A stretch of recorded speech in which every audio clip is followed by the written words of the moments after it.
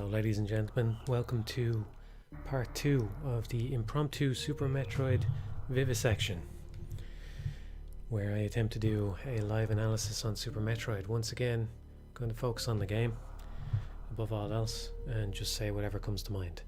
If you haven't seen the first part, check that out. I already have an observation here for you. This is the attract mode video on the main menu, and watch the second video that comes up here. You'll see now in a second. I think it's an indication that the developers knew that some players would get stuck at this door because it shows you how to open the door. So that's one way that they used attract mode videos as a way of tutorializing things where players might get stuck, or trying to help players out a little bit, you know. So I'll get started in one moment.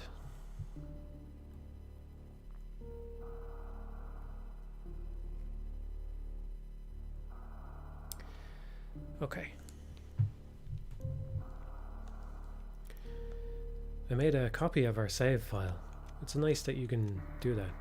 Just wanted to have a backup so that we wouldn't lose it. Let's just do it again here just to demonstrate it. So we can copy to any slot. It's a nice little feature. Not that unusual for games at the time, I think. But, you know. I have a correction to issue from last time as well. When I did the prior stream, I accidentally changed some of the controls when I was messing around in this menu. So I think jump, oh maybe the controls aren't saved. Oh they are, yeah they are. Jump is normally on A, I believe. So when I said that Super Metroid maps the jump button to the bottom of the controller, I was wrong about that. Well, my observations about the controls and stuff all still stand and all that. It's just that actually part of the reason why I wanted to raise that was because I did think that Super Metroid didn't map the jump to the bottom, so I was kind of surprised when I found that out. But no, it's normally on the right button A. So yeah, I'm kind of tempted to change the controls back to their default, but I got somewhat used to the weird mapping that I've ended up with this time, so I figure I'll just carry on.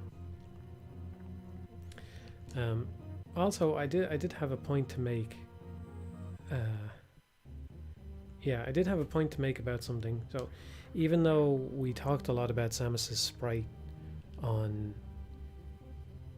the prior stream, there is something that still didn't come up. So there was a lot of little effects, you know, like the color-based animation, the visor glow.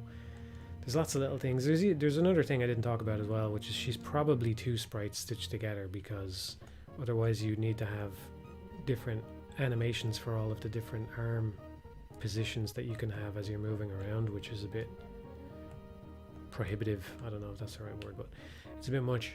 But there's even another detail to her sprite, which is unusual for games of this period. In fact, it's still kind of unusual for 2D games.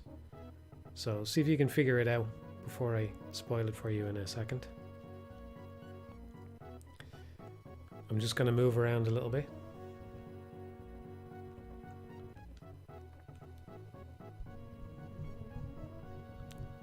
Voice is a bit quiet. I can't really boost it anymore. Bring the mic a little bit closer. Oh, see if you can figure out what I'm talking about. Anything stand out to you? No, it's a pretty minor thing in the grand scheme of things, but Samus's sprites are not they're not just rotations of each other, right? A lot of 2D games, when the character turns from one side to another, it's a symmetrical sprite that is just flipped to be one orientation or the other, but that's not true for Samus. As you can see, her gun arm is always on the correct arm, and there's a lot of old games where that kind of stuff isn't true.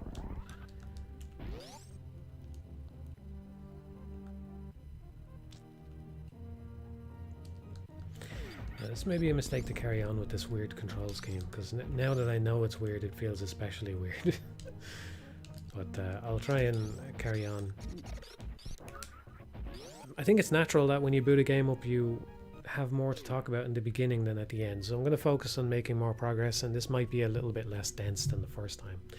But I think the first time went pretty well, so it would be nice to close it out if possible. And last time around, the last thing we got was the gravity suit, so we have to head down to Maridia. And we can now move through the water freely. I think the X-Ray visor is along this way, so I might pick that up as well, since I neglected to do so last time.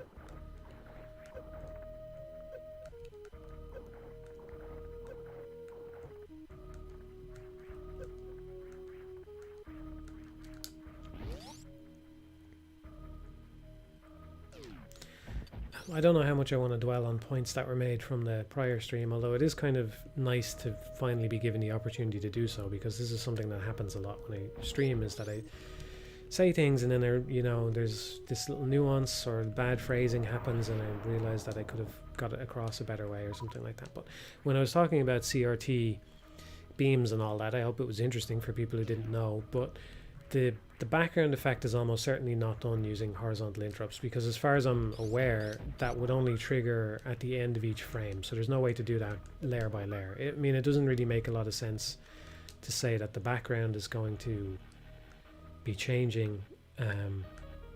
The beam is just not going to be sweeping across the screen mid-frame like that,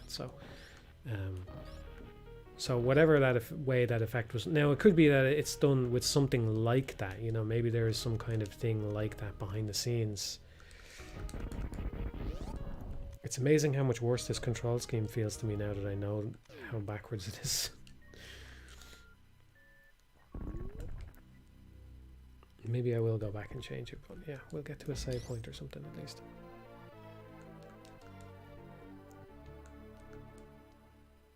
And as well, another thing while it's on screen, on the last stream, I speculated whether or not those button prompts match up to the ones that are on the options menu, and they do. In fact, there was proof of that in the prior stream, because the speed booster should have been on a different button. So I don't know, it's a very professionally put together game, you know what I mean? I mean, as you would expect from Nintendo, I suppose, especially a Nintendo game that's released later in the life of its console. I forget exactly when the Super Nintendo came out, but this was a fairly late Super Nintendo game. It was only a year or two before the N64 came out, so. Apparently, I have not fact-checked this, but a viewer told me when I was streaming it before that this was the highest budget Nintendo game for the Super Nintendo, which is probably makes it the highest budget game on the Super Nintendo, full stop, you know. But when you notice all the little details and things that are in it, it's not hard to see why.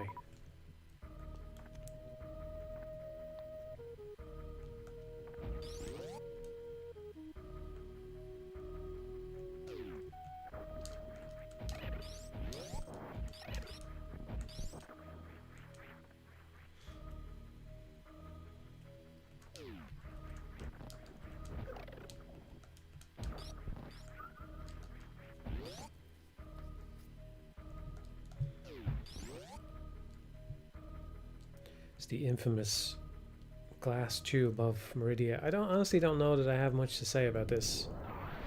Is it fair? Is it not fair? I'm not sure. It'd be worth checking. I feel like this is not the case, but it would be worth checking if there's an attract mode video that shows you that or something. I suppose the part of what makes it unfair is that I should have tested this, sorry.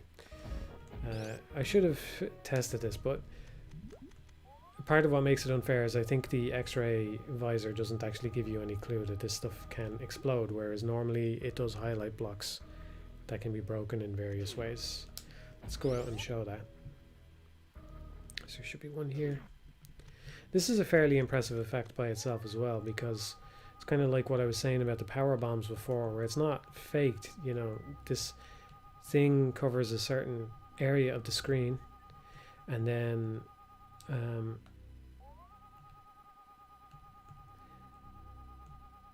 it's not just figuring out which tiles are in it and then showing those tiles in their entirety, right? It's actually using the line of sight on the cone to show part of the tile, which is, again, I don't know that much about Super Nintendo hardware, but that seems like a pretty sophisticated effect for a Super Nintendo game, you know. Especially, again, like part of what makes this game impressive is just how much stuff is crammed into it in this way, you know, with all these different effects and things. So for this to be just another thing that they've thrown in there is pretty cool. I think we can get a clue though as to how this is working based on what's happening to the rest of the image when we do this. I noticed that the background is disappearing, so it's, if I had to guess, I mean, this is a pretty sophisticated way to do it, but I suppose it depends on how many layers there are on the Super Nintendo. But maybe when you press the button, the foreground layer snaps back into the background, overwrites where the background is, and all the background tiles just get overwritten with a plain black tile or something. And then this stuff gets drawn on the foreground, but then I still don't know exactly how they would get this line of sight effect happening on it. But like I said, I'm not familiar with the hardware. Maybe it was easier than you think. It's kind of interesting with games where sometimes the things that seem impressive are actually quite simple, and sometimes the things that seem simple are actually impressive. So this may be a case where it's backwards, where it's actually a lot easier than it seems. You know, maybe the hardware had something good in there for that, and they were just utilizing it. You never really know. I don't think we want to go that way. I meant to test this. I said I would on the last stream about whether or not running increases your jump height. I'm pretty sure it does, but it's interesting that it's only after you get the speed booster. So if I do this, I just barely get up onto this ledge. And then if I run... Can I kill this thing?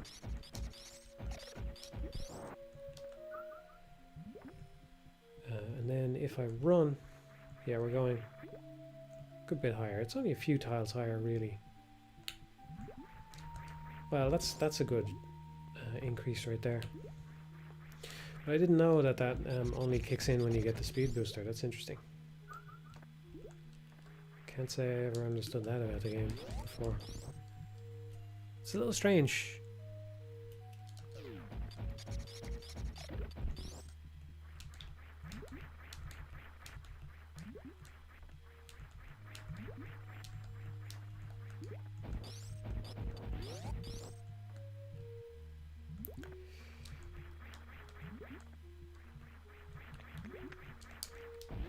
I've mostly been following the prescribed path up until now anyway.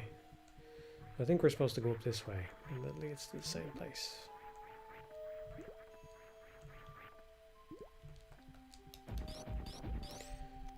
Let's check this out with the visor.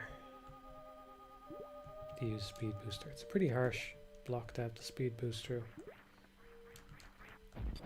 To shine spark it.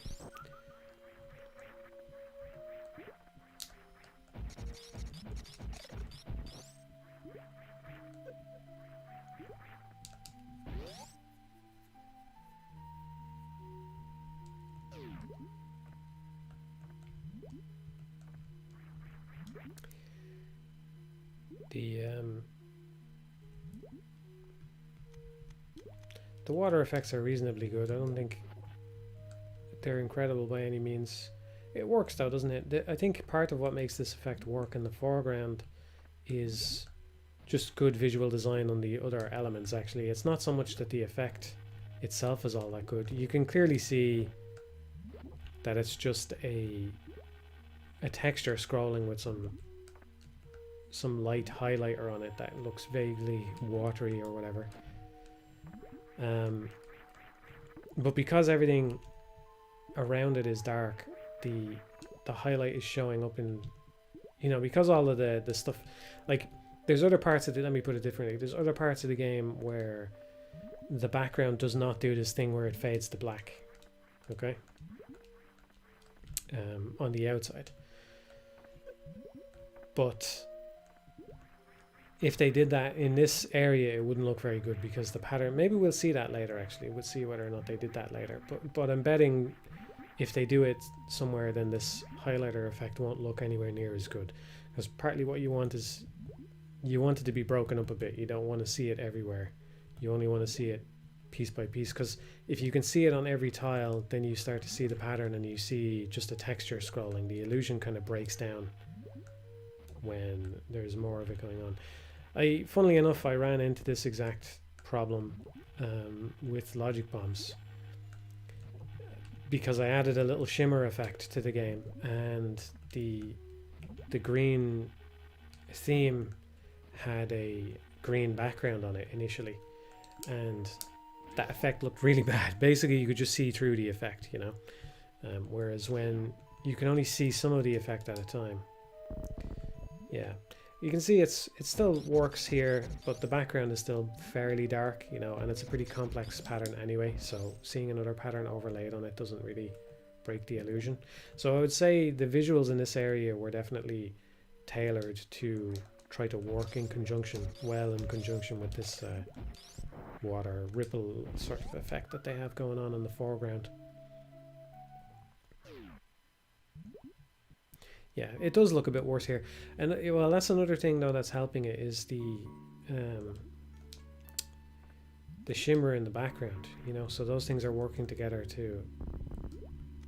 It would look worse if that shimmer wasn't there.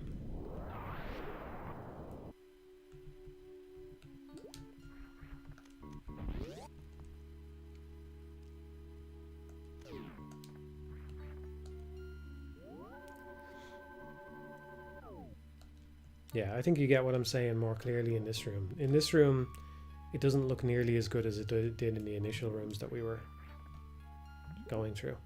Part of it also in this room is just the movement on it is not the same. It's just rocking up and down, which actually doesn't do this room any favors visually, because if anything, you would kind of want a more complicated movement on this room, I would imagine.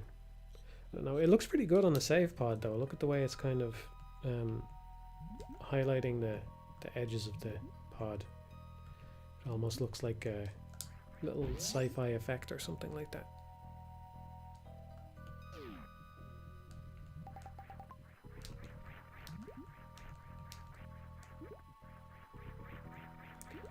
I think we're supposed to use the grappling hook here, but the grappling hook is not my favorite mechanic, so we're moving on from that.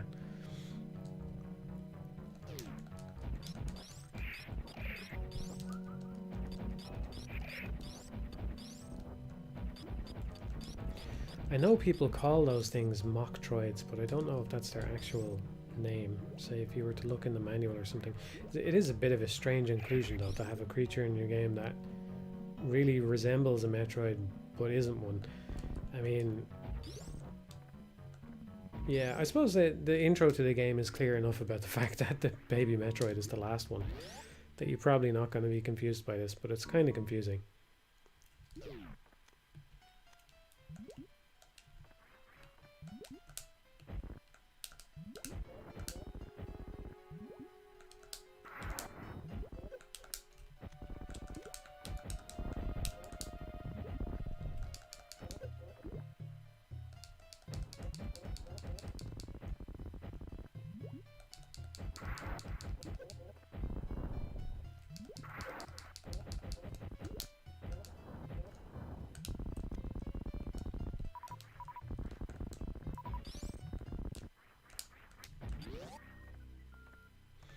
This would be another thing that was in the save file. I forgot to mention last time as well, of course, your button settings would be in the save file too. So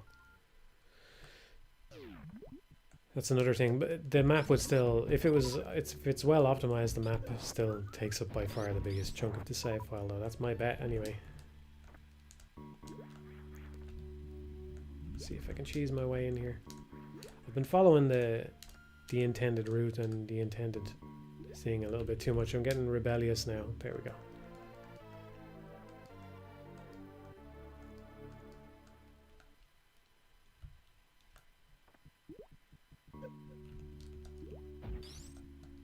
Another detail on Samus as well, of course, only when we're underwater, little water bubbles appearing wherever she is.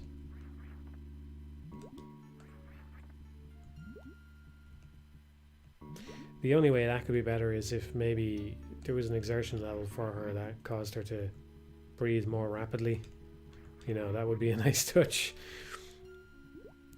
But of course you can understand why they didn't want to keep track of that. Back in the day, on such weak hardware, stuff like that, even stuff like that could really matter. You know, just do we want... Nowadays that would be a very trivial amount of computation to add onto the player character, just some kind of generic exertion number that goes up depending on what the player does and goes down if the player stands still or whatever. But back then it's...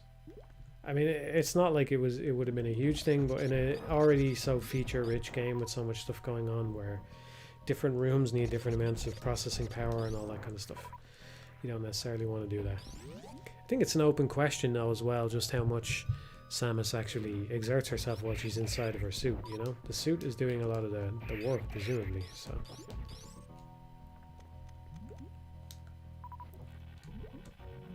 This is an interesting use of the grappling hook, you gotta admit. Using it for a wall climb.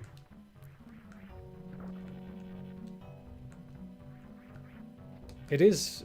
another really interesting thing about the game is the fact that the wall jump is so... Well, I don't know why I'm saying so, but it's totally optional, you know. There's no need to ever use it. This is an example. This could have been a room where you were expected to wall jump for whatever reason. You know, now the wall jump tutorial is tucked away somewhere that we didn't go. With the little guys that show you, they jump around. But it's kind of interesting that the game never expects it of you.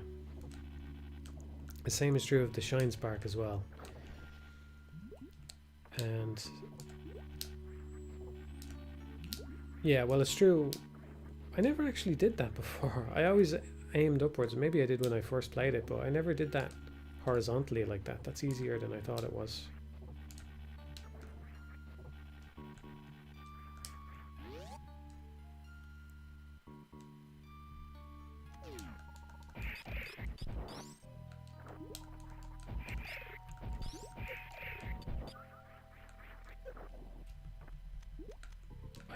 Yeah, I better be careful here because I think maybe you can fall down to another room.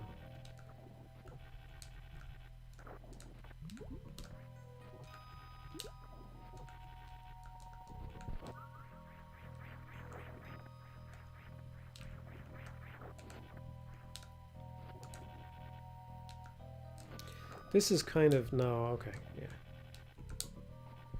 If you don't have space jump, this is something that they could have done. Again, going back to trying to make things mandatory. I'm not saying they necessarily should have done this, but they could have had a little overhang here that you couldn't wall jump out of, and then had the grapple just a little bit above your jump height so that you're essentially forced to grapple this part.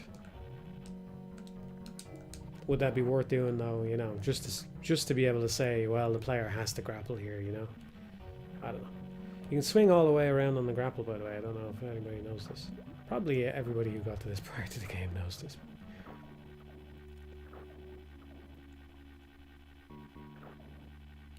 The grapple feels reasonably good when it gets to a certain speed. You can see how it makes sense there, but there is something a little bit off about its physics. I think there's room for improvement here with this part of the game. I don't know. Environmental Station Alpha has a very good grappling hook in it. I suppose that's a little bit of a spoiler for that game, but yeah, it's got a nice grappling hook in it that feels a lot better than this one. It's nice though that it's still generating little splashes when she enters and leaves the water. It means it's not necessarily tied to her feet or anything like that. You can even see that it's appearing in the center of her mass rather than where her feet are, although who knows what's actually happening to the code on that part. Also, her sprite is being rotated, which I hadn't really thought about before. Both of her sprites, because she's probably two sprites. They're being rotated.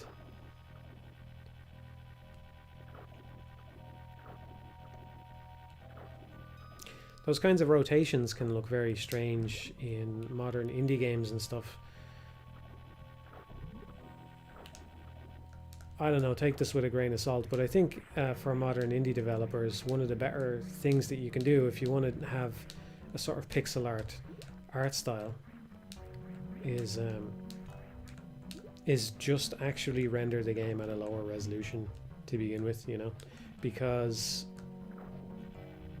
otherwise rotations like this can look quite strange. It means that if the character is not being rendered to a pixel grid that is exactly like that, then you get a weird snapping effect that you don't see in this game, because this game is genuinely being rendered at, I forget what it is, 240p or something like that, or 480p, 480p at most anyway, but 240p maybe for the Super Nintendo, something like that, some low resolution by our standards today. And so when the rotation tries to snap her to a different angle, it really doesn't have any choice. Like it's going into the pixel grid that aligns with the rest of the game, whether it likes it or not, you know. So yeah, there's ways in which games will take inspiration from games in this era, and they don't quite. There's ways in which they feel off that kind of bother me sometimes. And I think sprite rotation is one of those cases where it can happen a lot.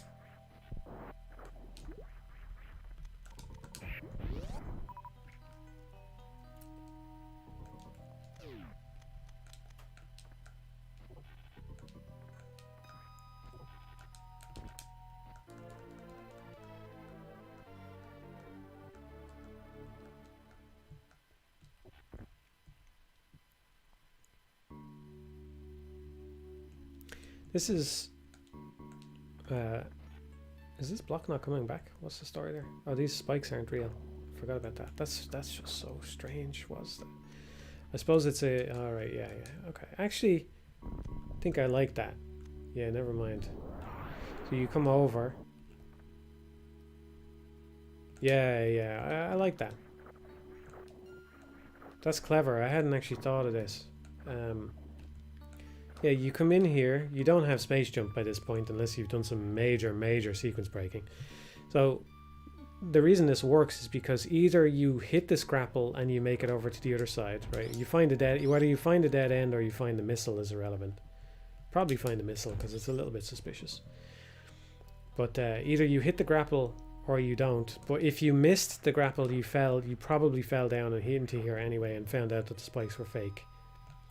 And then if you actually hit the grapple and got across safely, then you have no choice, because you have no space jump, you have no choice but to jump into the spikes and discover that they're fake. So either way, you're going to end up discovering that these spikes are fake, which of course naturally leads you to wonder, are these also fake? And they are, and that leads us down to the boss. It's not my favorite thing in the game. I mean, I think it's a strange inclusion just to include fake spikes like this. But if you're going to do it, this is a pretty good way to do it, alright. The player has been essentially forced to touch the spikes, so there may be some weird, clever ways around it, you know, but it works. Works for me. That's what I'm saying. Stamp it. Works for me.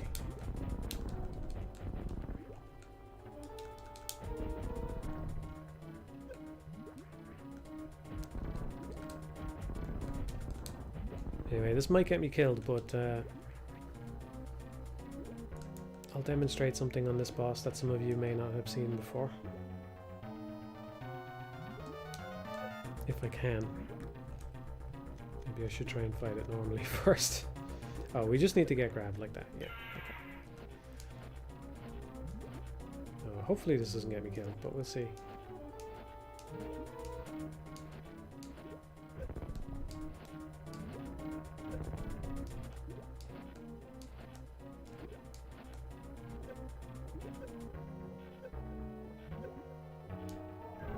There you go. Just electrocuted the boss to death. It's a pretty cool interaction. Nice and hidden. It's a pretty mutated looking thing, isn't it? I never really scrutinized it that way before. I said I would try and think of some things and do a second part if I came up with anything, but this was one of the few things I was thinking about, was the end of this fight. First of all, a nice little cinematic moment again, but I may have been interpreting this wrong all along. I was chatting there, so I didn't pay as much attention as I could have. But the way I interpreted this up until now, I'm second guessing myself now, but I interpreted this as the young ones coming over. I mean, this thing, whatever it is, a mother or something, is dead. And then the young ones come along and eat it. That's the way I imagined it, but maybe they were just kind of taking it away. I don't know.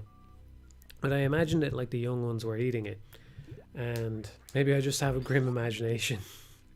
I'd be curious to see how the chat thinks about that. Let me know what way you interpreted that.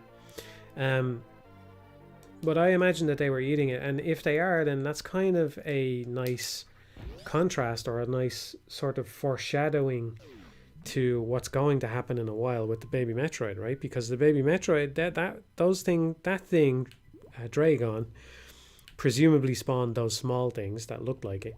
So, you know, maybe this biologically it doesn't make sense because it's some weird alien creature, but let's call it a mother, right? So it's the thing's mother, and then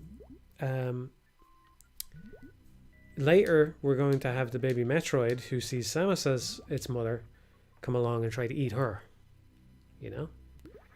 So imagined eating never occurred to me, but I like that interpretation. It seems like we haven't got that many responses from the chat, but it looks like most people did not imagine the eating, but at least one other person did. But yeah, maybe they were just mourning it, but I have a grim imagination, apparently.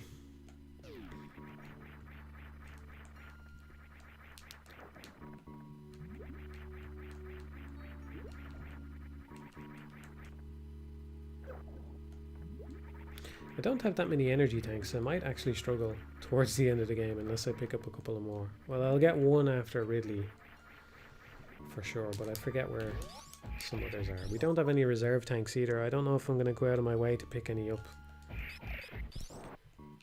It's not the point of this to show you an exhaustive vision of the whole game.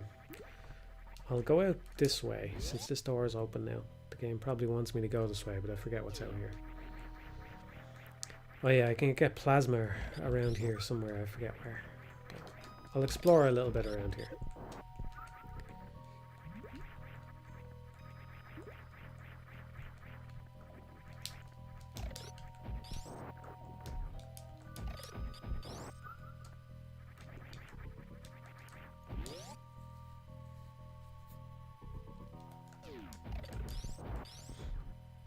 It's a bit strange that that door is locked. I'm trying to think of why. I can't say that I have the Super Metroid map in my head perfectly or anything like that, so there's essentially two routes that lead to the same location, right? There's basically two ways to get to that vertical corridor, vertical shaft where we had to use the grapple to climb up the wall. So they just wanted us to use the other one for whatever reason. It was more what they had in mind for whatever reason. I think you can fall down there and find some stuff down there, but I'm more interested in going this way because I'm pretty sure the plasma beam is up this way. Which is the strongest weapon. I'm going to need that because I have not played Super Metroid in a while.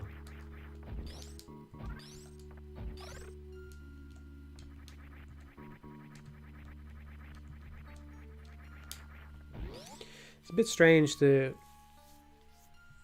space jump. I kind of forgot, for whatever reason, this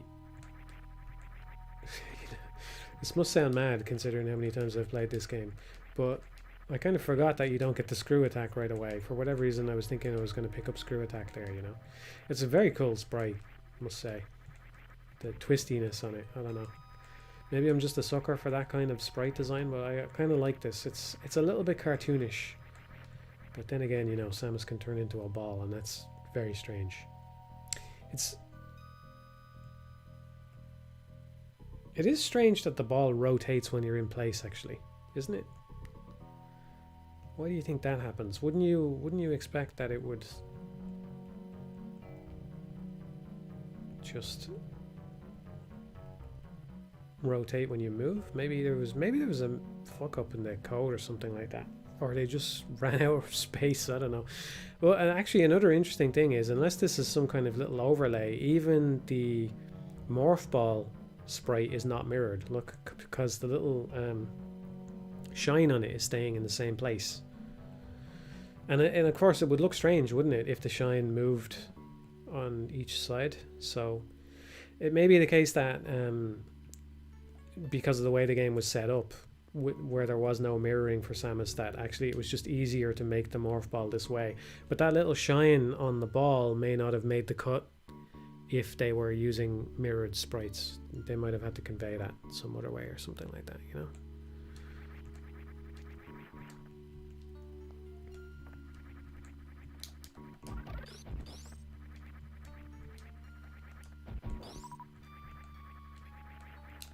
Just going to warn you all, I think there's some things. Well, the gravity suit actually, this is another thing I didn't discuss, but the suits reduce the amount of damage that you take from things, and I'm pretty sure when you have both of them it's a huge reduction, you know.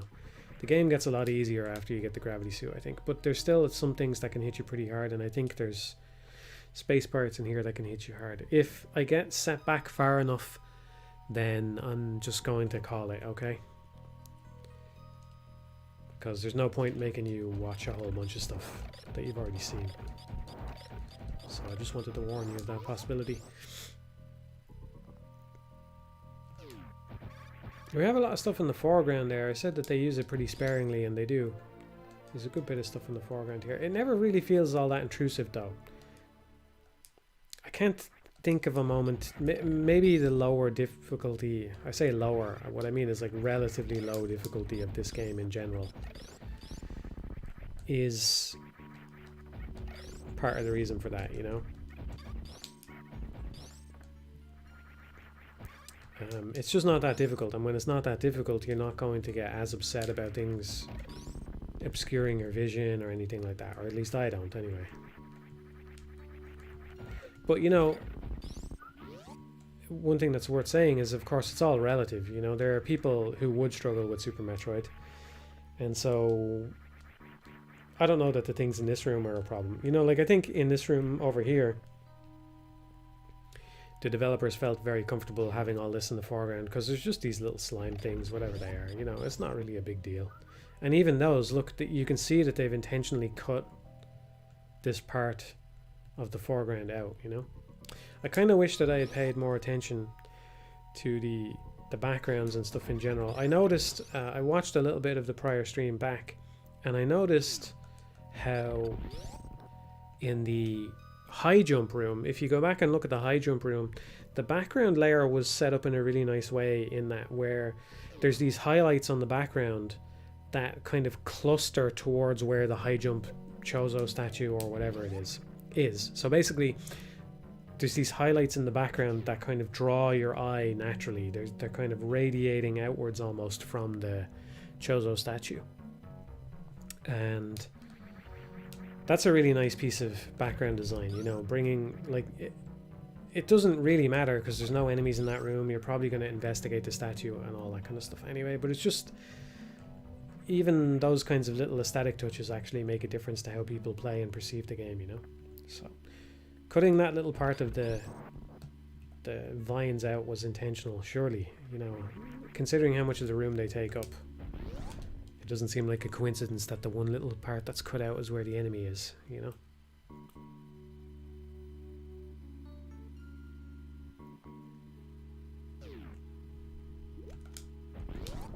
The tube is another slightly strange inclusion, but I don't know if I have anything to say about it. It's just a bit weird that this is the only place where it appears in the game, you know. I'm not sure if I will be able to get over there. Where is it? Is it over here? We'll take a quick detour.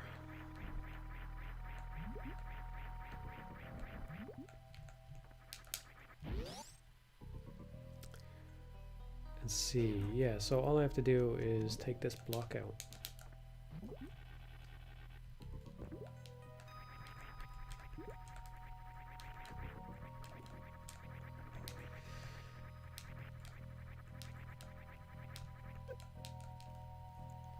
I don't know that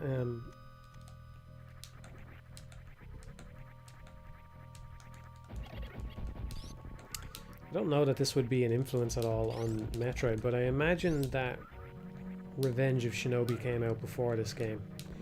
And Revenge of Shinobi is the only other game I can think of that has a jump that's kind of weird like this. Where, talking about the space jump. I mentioned the pipe, this is why I wanted to come over this way. Oh, I forgot you have to destroy that wall. This is another thing that only appears once. Very strange. Why include this, you know? I mean, I'm not complaining, really, but just a strange thing to put in the game. It's like, I kind of like this about old games. I feel like you see it more in old games. It's just, you kind of get the impression this is something some guy just put in and they went, oh, okay, well, don't know what to do with that, but you know, you've made it and it goes in. I think that there is a way in which that can be very destructive to games, so I'm not praising that altogether. I think that people can be reluctant to cut things that really should be cut, but you know, sometimes it's kind of charming. It wastes a bit of time. You have to, I don't think there's any other way to break those blocks, so it kind of wastes time, but he doesn't show up anywhere else, that guy. I shouldn't have blown him up. But yeah, he doesn't show up anywhere else, and I don't know why. Anyway, to get back to the space jump. Revenge of Shinobi is the only other game I can think of where you have to fall... Again, I'd have to fact check this in that game, so I don't want to spread misinformation or anything. But the jump in that game, the double jump is weird. And I think it's weird in the same way that the space jump is weird, in that you have to actually let your character fall a certain amount, but not too much, you know. Look, he's alive again. He's okay. It's strange. It's a strange thing. Now I'm trying to think.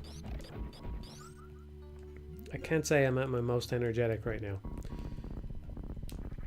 So I'm trying very vaguely to think about why is it set up this way. Is there a reason? Can we think of a reason why? What am I even saying here? Okay, that's working. So if I just spam the button, it works. But that's because I'm against the ceiling though, isn't it? I'm not sure I want...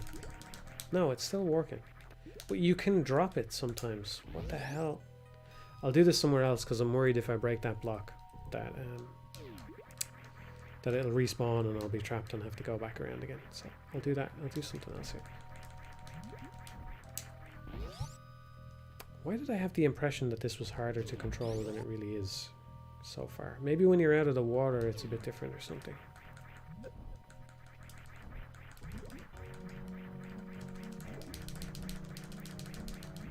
That's working for me. Have I gone mad? I could have sworn that if you did this you would fall down. At least a bit.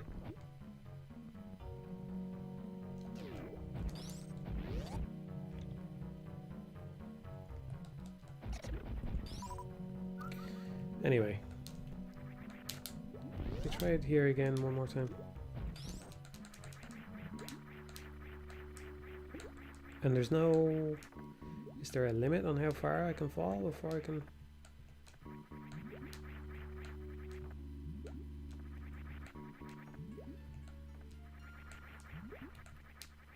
Yeah, forget what I was saying about that then. I have no idea what I'm talking about.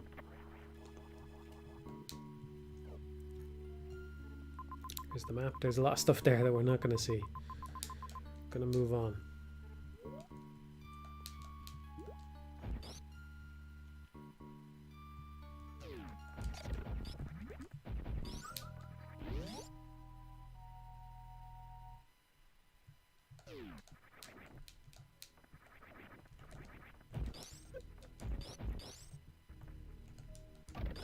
If those other creatures are mock droids, those things are like mock Parasite X or something. They look almost exactly like how they're called the X parasites, aren't they? They look almost exactly like the X parasites from Fusion, but somehow they're not, probably, right? Because if they were, this planet would be in a much worse state.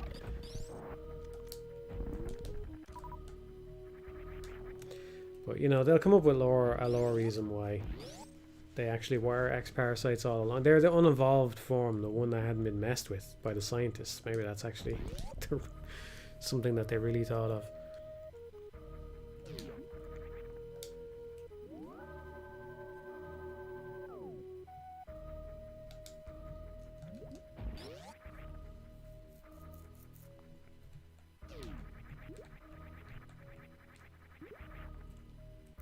Don't think I'm forgetting anything. I think we're just heading straight onto Ridley at this point.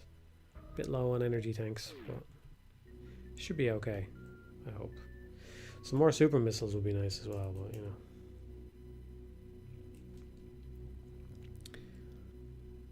know. I think maybe there was something that I wanted to revisit here. Is the high jump room nearby? Is that the high jump room? Where is it?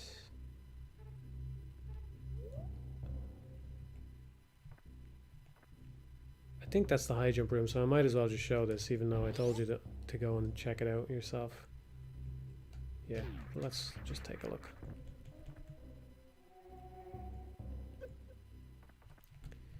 Oh, apologies for anybody who rewound in the first part and took a look at this room. But yeah, you can see what I mean here in the background.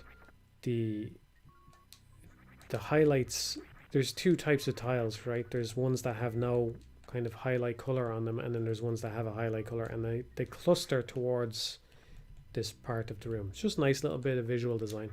It's nothing major. I'm not going to dwell on it, but yeah, we can see they're down here as well, so they probably had some kind of idea of keeping them more towards the bottom of the screen. I suppose it hints at the idea that there's lava in the rooms below, you know? Kind of makes the world tie together a little bit more, which is nice. But I think in that specific room they were also highlighting the thingamabob. Such as the perils of live analysis. The Chozo statue. Take another quick save. It's pretty quick to save.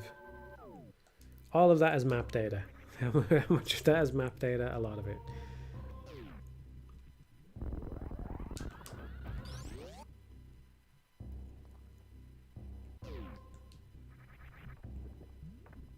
Oh, the wave beam is somewhere nearby as well, isn't it? Might as well go and pick that up while I'm here.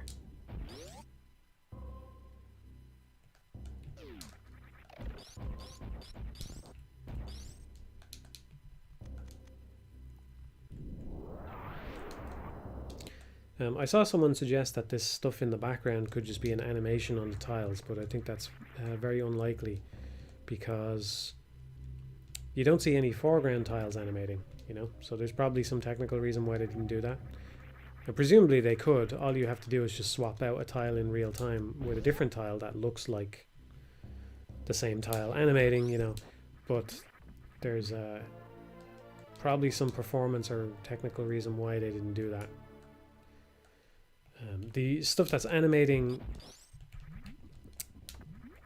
fake lava again, which is just weird, but the stuff that's animating in the sense that there's glows that happen, just this room as an example, the glow there is not an animation, right? That's a palette swap of some kind. At least that's what I would bet. Bet good money on that. Now that means basically that you're in the code, you're just changing one value on each frame. And then when it comes time to draw the tile, that color is being swapped out dynamically, basically, for all of those tiles. So you're getting a lot of bang for your buck, you might say.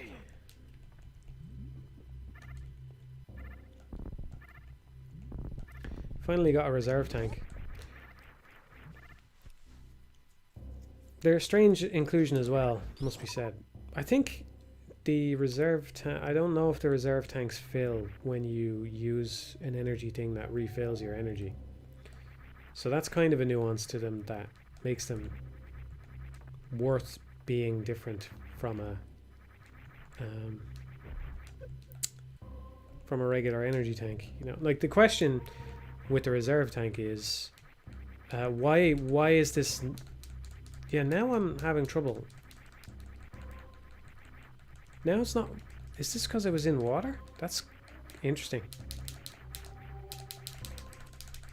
You can probably hear the controller. I was doing the exact same thing in Maridia and it wasn't working, so space jump is different underwater because of the gravity suit, I suppose. I don't know, that's my assumption anyway. So let's figure this out now then. Yeah, if once you go past a certain point, you can't jump. So that works, but that doesn't.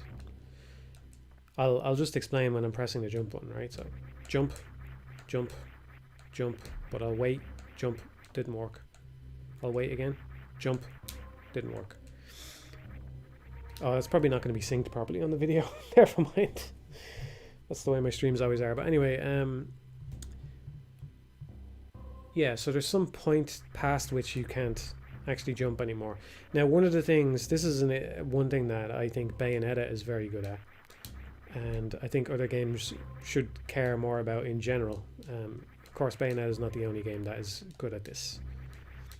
Well, I was like, just for a very different example, you know, I recently found out that going on a bit of a tangent here, but I recently found that you can turn off the HUD, the heads-up display, in R-Type Delta, at least in the HD boosted version. And I turned it off. I generally like playing without a HUD when I can. And I realized that a lot of the stuff in the game is conveyed anyway through the visuals of the game. So stuff like the force pod, the level of the force pod, the level of the charge on your charge attack that you're holding and all that kind of stuff. A lot of that stuff is just conveyed naturally through the visuals of the game. Bayonetta is a game that's really good at that. And I think that this is an example where, in my mind, right, so if I'm like, this game is, you know, phenomenal and all that, and it was working against some huge technical constraints, and at some point you just have to get the game out the door, right? But if I was working on this game and I noticed this about the space jump, then something about Samus's sprite has to change, basically. When we get past the point where the space jump will no longer trigger, something about her jump sprite should change. There's no visual indication that anything has changed about our controls, and that kind of bothers me, you know. And I think those things matter because, like, it's not strictly a problem, you know. There is a sense in which you can say, it's not really a big deal, and I kind of agree, right? But the problem is, if you have that attitude too many times, I think it adds up to a game. It adds up to a lot of frustration in the end, you know. So it's the kind of thing that you don't want to let slip through any more often than you have to. That's my opinion on it anyway.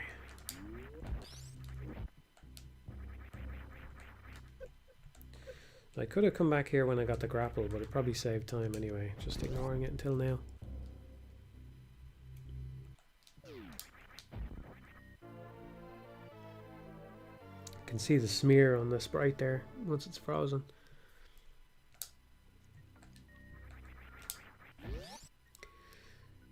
It makes for a very nice effect, I have to say. It's very effective.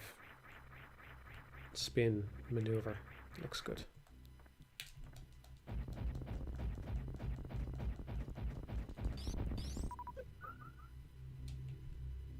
The other question, the question that I meant to ask, again, notice how the highlights here are more at the bottom of the room. See? Not at the top, they're at the bottom. Because the lava is originating from the bottom, right? So they're helping you get a better picture of the space and stuff. It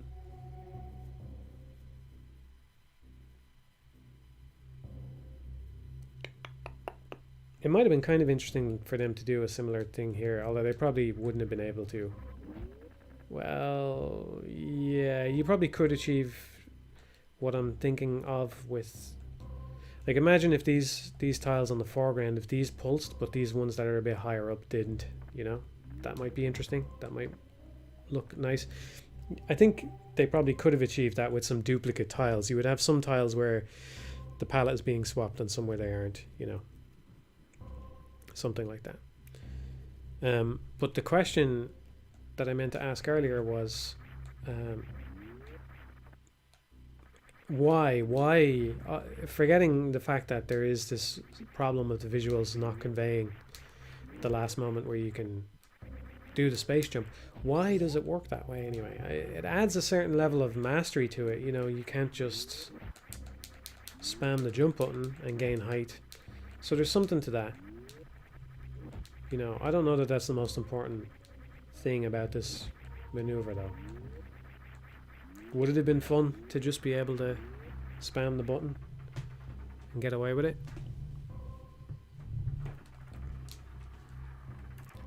I don't know. I don't dislike the way it is. Like, I can definitely see the argument for having a little bit of skill ceiling here on the space jump. It's such a powerful technique that if there was no restriction on it, then it might be a little bit too busted, a little bit too unsatisfying or something, almost even. Trivialize the rest of the game a bit too much. But it is kind of an arbitrary limitation on it, you must admit, you know?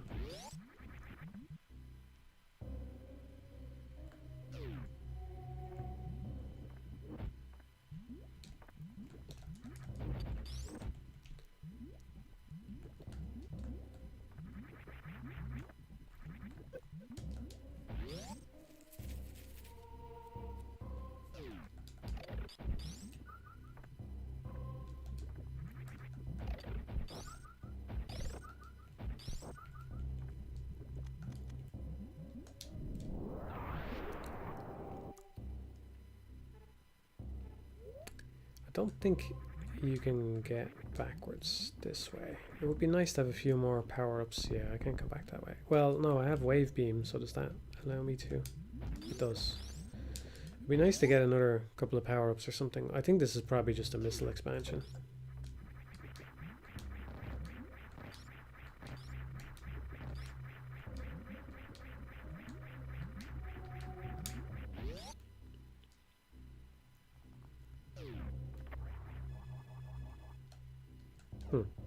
But is there actually something in this room then?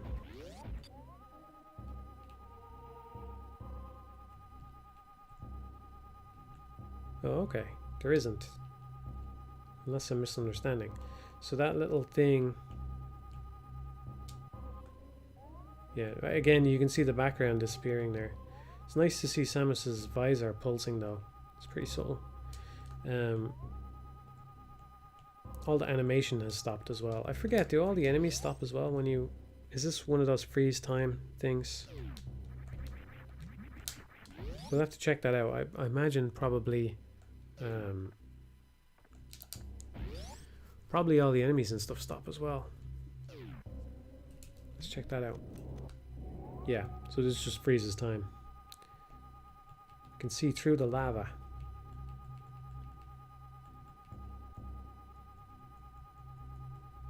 I feel like some of these things were probably incidental. They were probably just...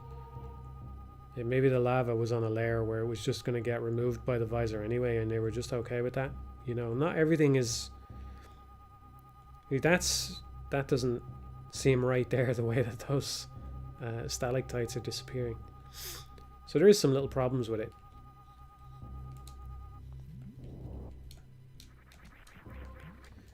There's another reserve tank or something down this way, and then I'll get back onto the main path. We're pretty close to that one, so I'll pick that one up as well. I forgot to check whether or not the reserve tank actually... Okay, I think that was filled by the energy filler thing. If this one doesn't come full, then we'll be able to check that. Oh, it's a proper energy tank, never mind. Well, I'll take it. The lava also disappears when that thing is on screen. Basically, I think what's happening with some of this stuff is they're just running out of layers, you know, like the text maybe popping up on another layer to ensure that it's drawn over everything.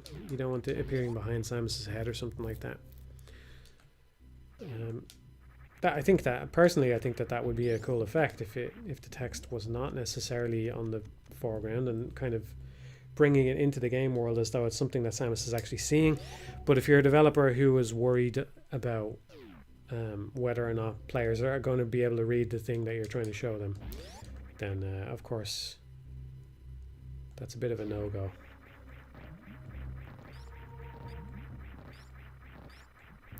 It's nice. One of the things, this game does feel weird in some ways. It's not the easiest game to get to grips with in terms of the feel of it and stuff, but in other ways it feels extremely good. It's one of those games that as you play it more, it starts to feel better. And one of those ways is the way the space jump actually allows you to keep your momentum. I was trying to demonstrate it there, but actually allows you to keep your horizontal speed. I mean, even just there, this is kind of a negative example, right? But I'm going through that room a lot more slowly than I was a second ago. That ledge was a bit smaller than I expected. Let's try one more time. But yeah, the fact that you can... yeah, I'm not going to get it because I'm just not used to the door transition times or whatever. Maybe there's a longer lead in here. The fact that you can keep your speed as you're doing the space jump is pretty cool. You lose it when you change direction. I think I would yeah, I suppose I would probably, if I was making a game like this, I would probably have a little bit more nuance on the direction change in general than that. She can instantly, even though she's going a little bit faster than usual, she can instantly change direction, but then your speed is reduced down to the default speed. You know, it'd be nice if it had a little bit more nuance where, like, pulling back on the speed allowed you to keep going in the same direction but slowed you down or something like that. You know, whatever, bit of a nitpick. But yeah, it's really nice that it lets you keep your speed like that.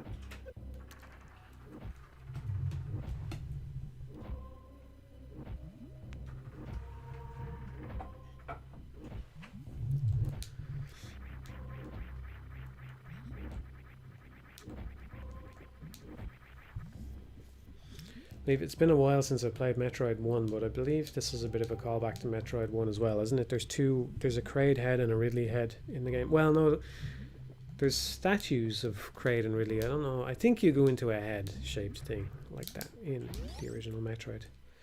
I'm sure that's an easy enough thing to look up if you're interested.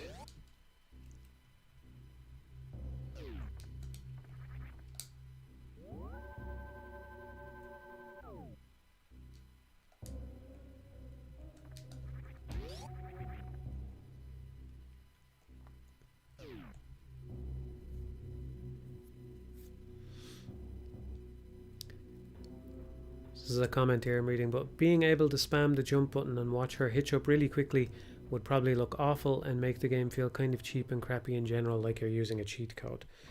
I think I can kind of agree with that, yeah. It's an explanation. I don't know, personally speaking, if it totally justifies the weird space jump controls, but it's something. There would be this element of trivializing the game to a degree that they probably didn't want, you know.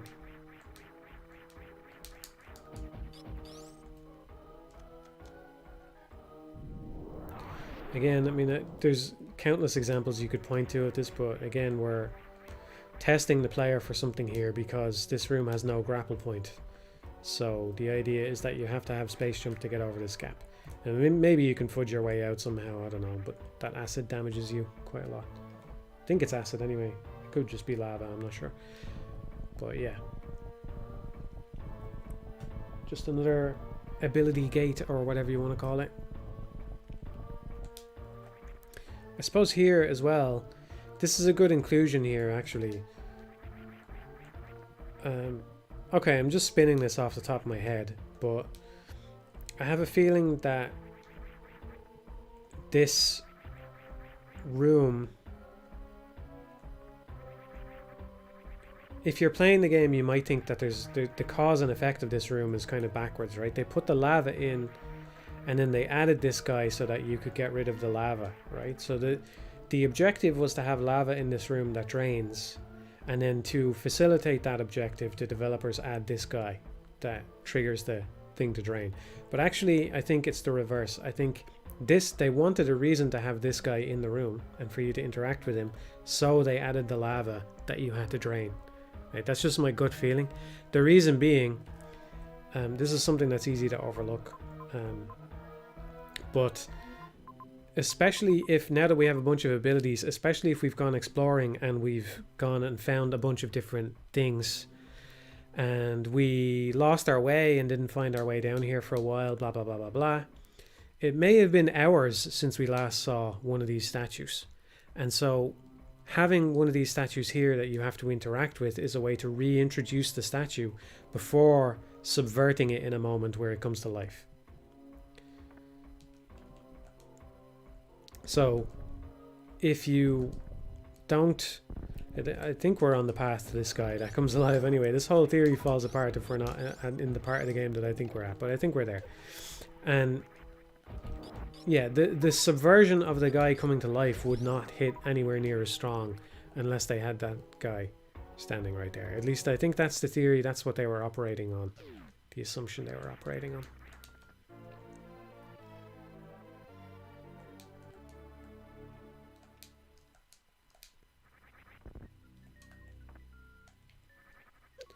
We've got our guy here and he drops down.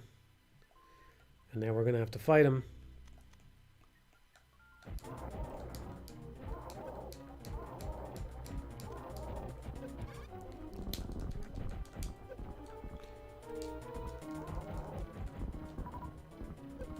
I forget what the story is with this guy. This is the guy I was talking about where in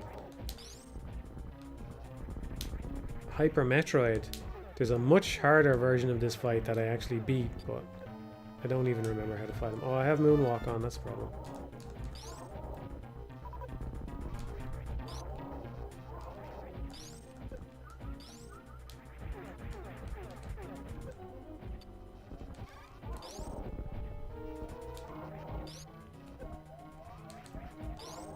Oh man, the Moonwalk is actually causing me more trouble than I would have thought.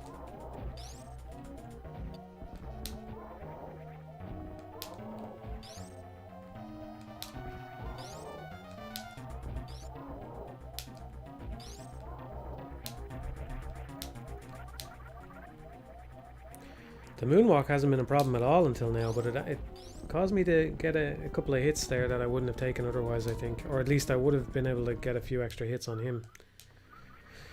But yeah, it's funny because I normally like when controls work this way, you know. Where once you start shooting, you're locked into that direction and then you... This is just a pretty simple way of allowing the player to control their orientation because it doesn't take much effort to just let go of the shoot button and then turn the other way if you want to fire that way. But I'm not really used to it in this game. Plus, it does come with an actual disadvantage that it doesn't in other games. Like, man, it's been a while since I played Alien Soldier, but you know, in Alien Soldier, I think I'm pretty sure you can do this, and say Caro Blaster as well would be another game with this where you can lock your direction by holding the shoot button. But they don't force you to slow down when you're going backwards like that. I kind of like that though. It's a nice little bit of nuance. The only thing is,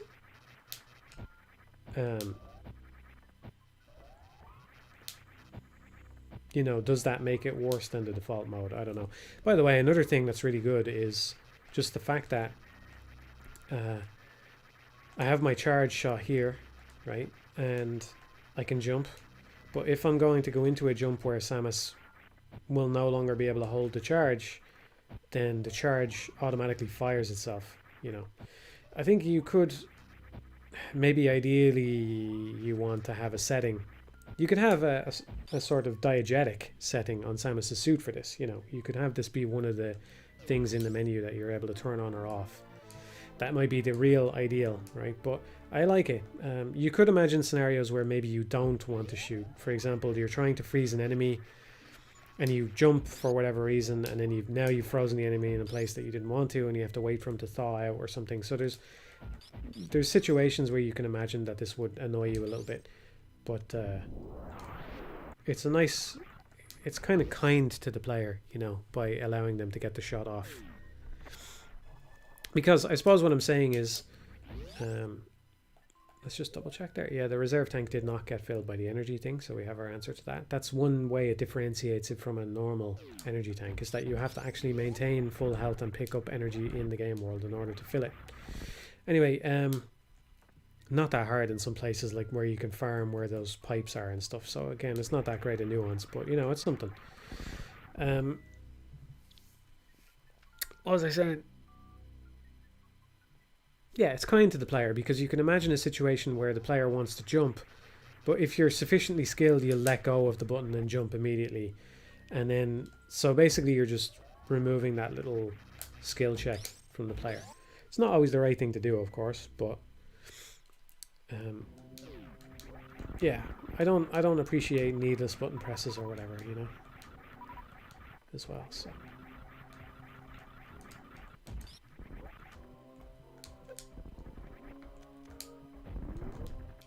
I don't know. I'm not even necessarily saying I would design it the same way.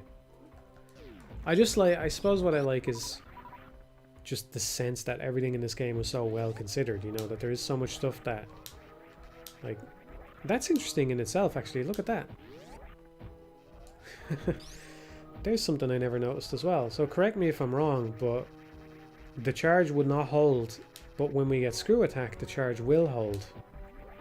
It doesn't hold if we're going backwards. Right, so if I jump backwards, it won't let me keep it.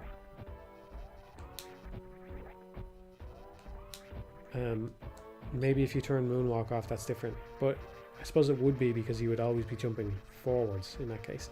But if I jump forwards, I'm allowed to keep it. I'm not sure if it was that way a second ago. Let's see if we can turn off screw attack here and see what the story is. So if we hold it now... Oh, okay. Yeah, of course, because the pseudo screw attack. Yeah. That's interesting. So that's a quirk of the moonwalk, maybe. Is that it won't let you keep your charge that way. That's a pretty big downside. But yeah, there's also, this wasn't shown on stream, but probably most of you are familiar with it. The sort of charge attack, screw attack thing that you can do that just gives you one charge. Again, just getting a lot of mileage out of Samus's abilities by allowing the player to combine them in interesting ways, you know. Why is this off? Because you can only have one or the other. Okay, right. Makes sense. I forget what's up here. What's up here? Did I make a mistake? I don't think that's the way we want to go anyway, so I'm going to carry on this way.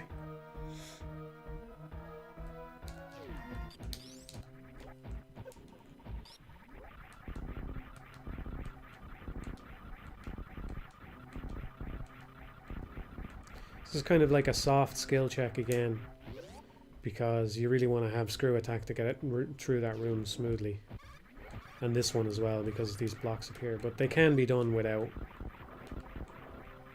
screw attack.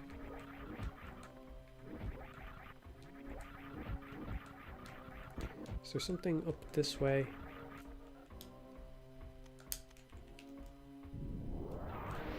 When in doubt, just use a power bomb.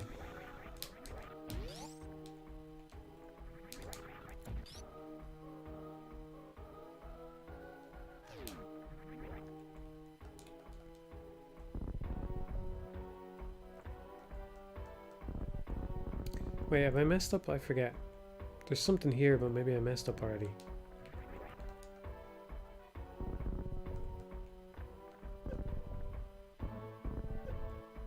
Or maybe there's nothing here.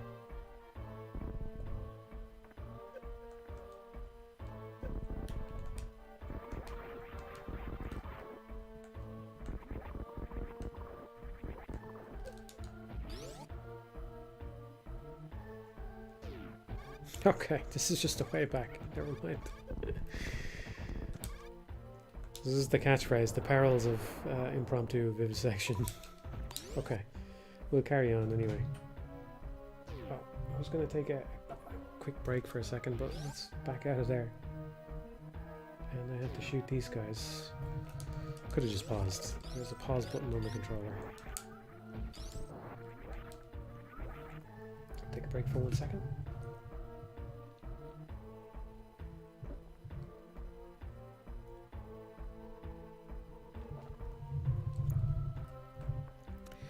Okay. But there's a better example of the speed being allowed to carry over. That feels satisfying when you get that.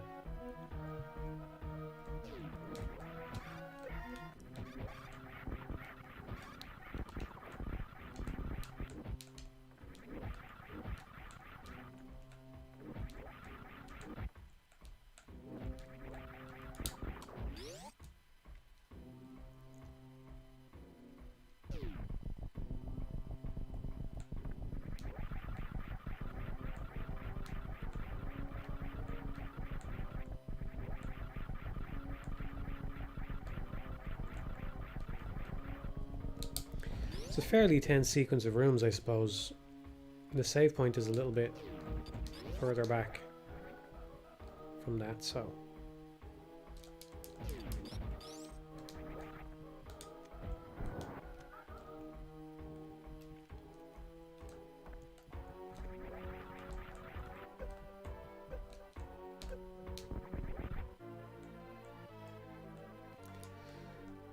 maybe this is an obvious detail, but I think it's plausible enough to overlook it. I'll come back into this room here.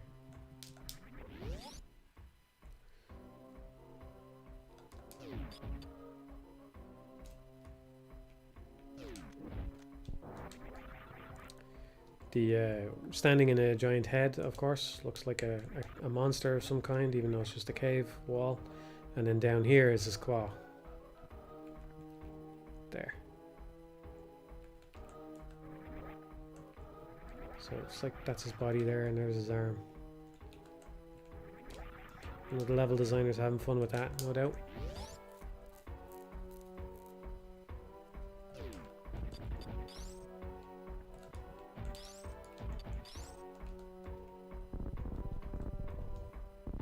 Do I get down through here? Okay.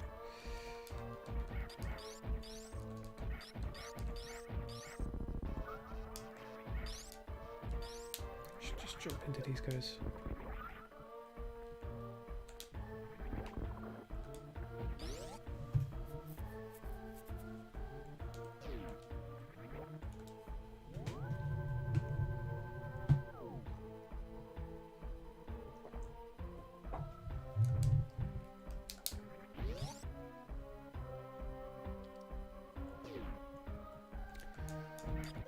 This is probably a heat room, so I think this is maybe where I was thinking of. If you got down here, you would die.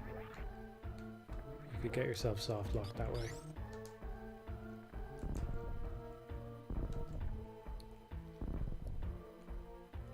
Someone left a comment on the prior video talking about how soft locks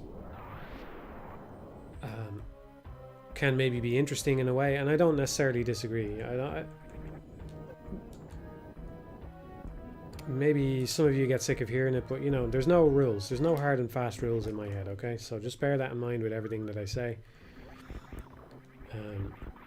If it works for certain games, it works for them, you know?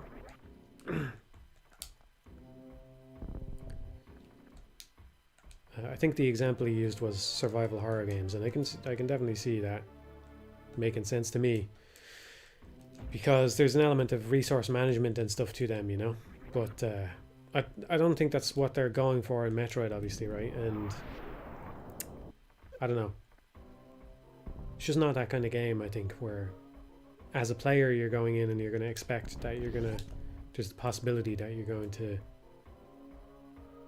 just lose that progress. I don't know. That you're going to have to start the whole game over like that.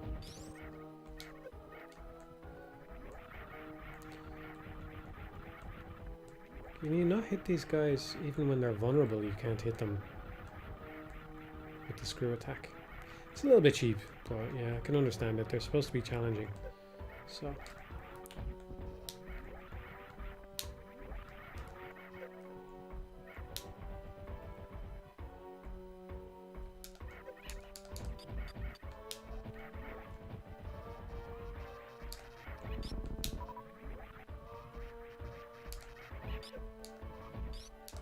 I don't think I'll be turning the moonwalk on again. I'm kind of glad I tried it, but I don't think I'll be turning it on again. If I go through the game again. I don't know, I'm just not used to it though. It's another piece of advice going back to that idea of making a simple piece of gamer advice video or something for people, you know. Try things 3 times, or in the case of this game 5 times. Try and shoot the same missile door 5 times. Piece of advice, of course, is just don't jump to conclusions. Try not to jump to conclusions about what's valuable or not, you know. Otherwise, you play the whole game and you think Unite Guts is no good.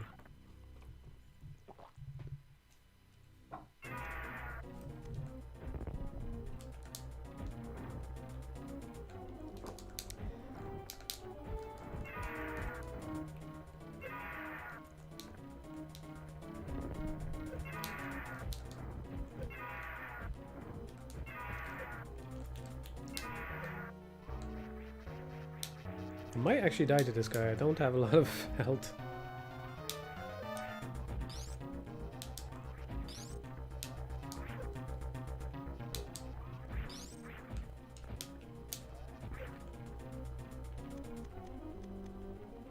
God damn it. This is an example of what I was talking about. That's me trying to select power bombs multiple times. I don't even know how much damage these things do to him though.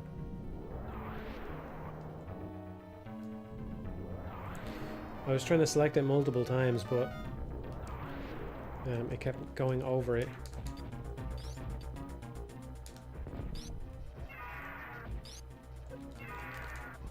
Okay, we've underestimated you, Ridley.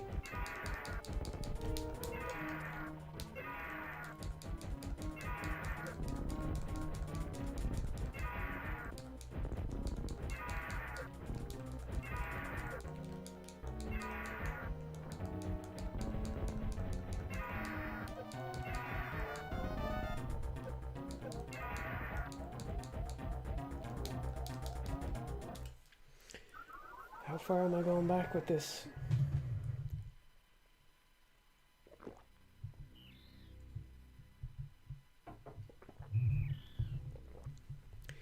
Let's find out. Find the Metroid larva. It's in the very next room.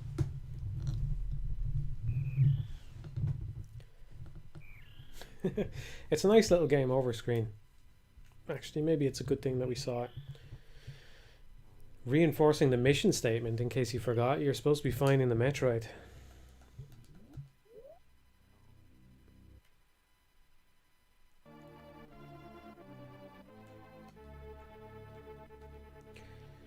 Yeah, I'm not far from it.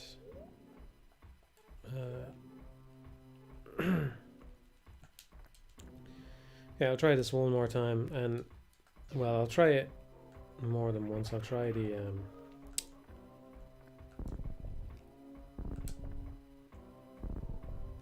whatchamacallit. I'll try and turn off the moonwalk if I die again and see if that makes a difference.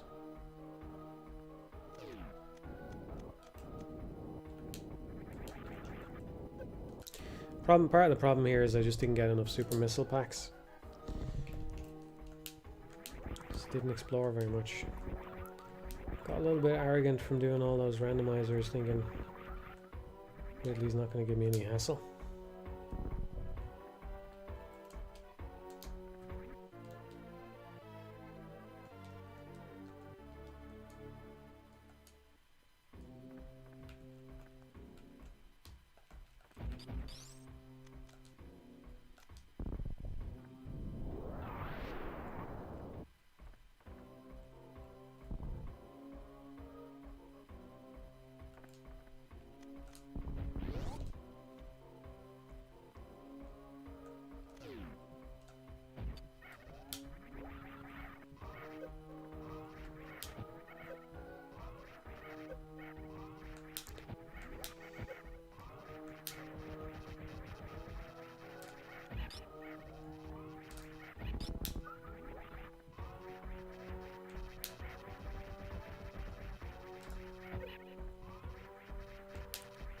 Man, this thing is really messing me up.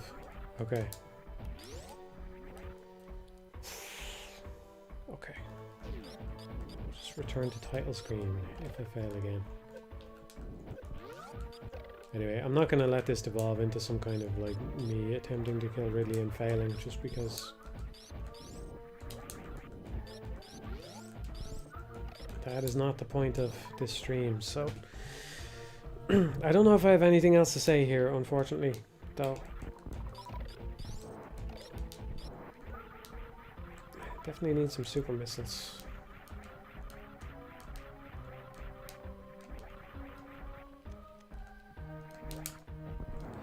But I don't want to sit there pelting that thing, so let's see if that reserve tank is full. It is. Okay. I'm just trying to think if there's anything else I could be doing to make it easier for myself.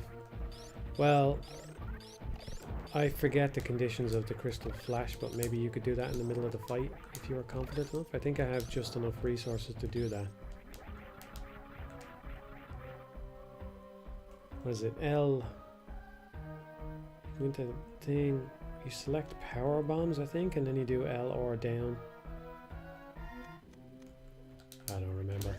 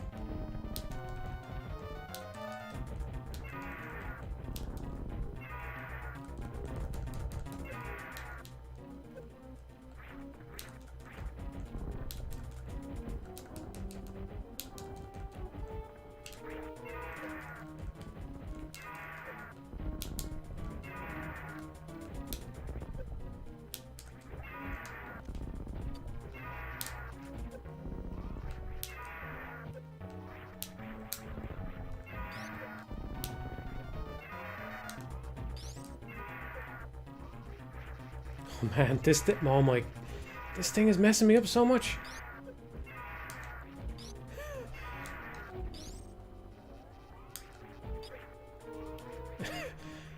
I think maybe the problem with it is there's like a brief window where it will still count as you holding the shoot button almost. I don't know, it's a bit weird.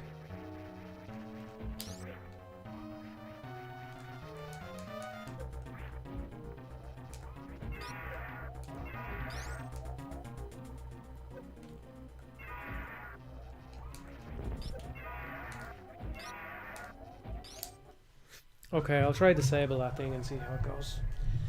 And then if it doesn't happen, then it just doesn't happen. Maybe I should tweak the controls while I'm at it. Where are we? We're here. Special setting mode, moonwalk off. Set that back as well. Would it be easier with different settings? Let me think about this for a second. Sorry, fellas.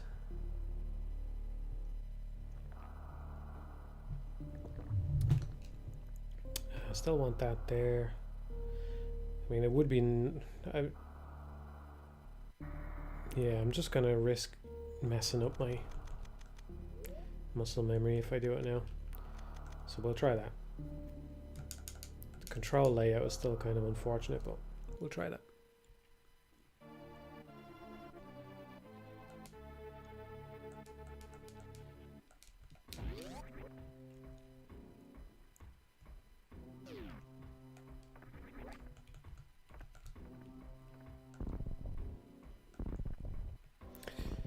Even though he's given me some trouble here, he's probably one of the better bosses in the game. I think the biggest problem with him is just how often he ends up going up off the top of the screen. I can't say that I love that aspect of it.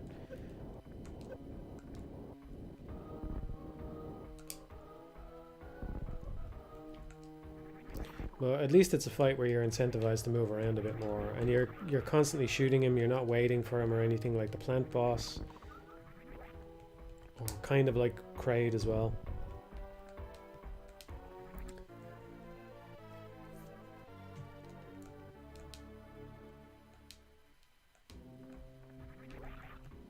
He does have that, maybe this is a good opportunity to talk about this, kind of,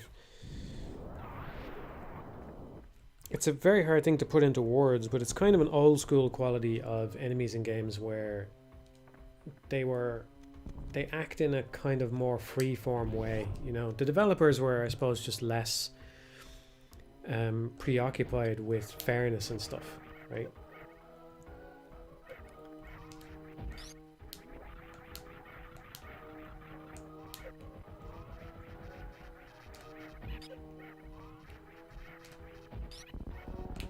So, I don't know, I'd have to analyze him a bit more deeply than this rather than just doing it off the cuff. But, for example, if he sweeps around the arena, then he can kind of... There's like a physics quality to him, you know what I mean? As though he's kind of physics driven. And I think a lot of modern games avoid that because it can lead to situations where, you know, Ridley not just Ridley, but bosses in general. The boss goes and it kind of ends up in this corner, and now when it swoops, it's swooping at a higher speed than usual, and maybe it doesn't feel quite as fair or balanced or something in the way that the designer wanted it to, so the moves tend to be more rigid and stuff. And it's one of those things where I suppose I kind of err on the side of modern games, but maybe they kind of get it wrong as well. Maybe they go too far, you know, with it. So it's kind of nice that he's his own thing, but it does make him hard to deal with in a way which isn't entirely fun, especially just because of the fact that he can slip off screen so much. You know, I think this would all be a lot less of a problem if he was actually on screen all the time. But then again, he would be a lot easier, you know, and that's not necessarily a bad thing. Well, no, he's not that hard, so.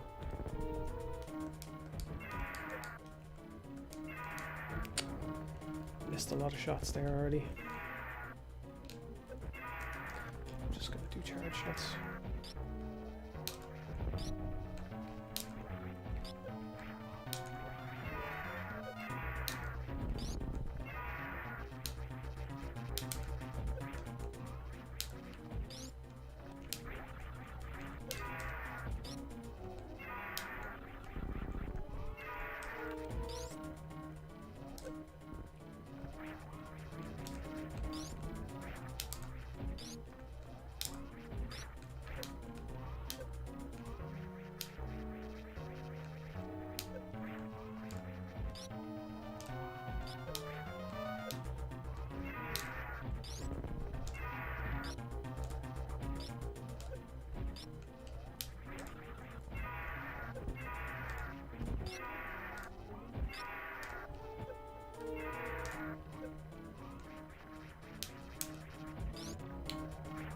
Yeah, the A button is messing me up as well. I'm having a hard time kind of clamping my hand onto the angle up button at the same time that I'm holding A.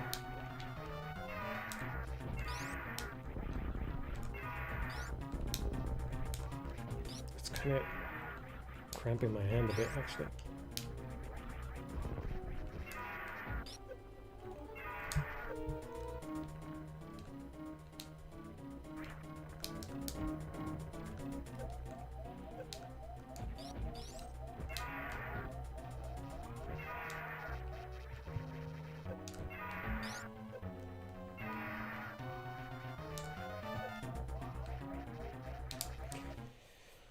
Yeah, I could take another crack at it with its controls changed.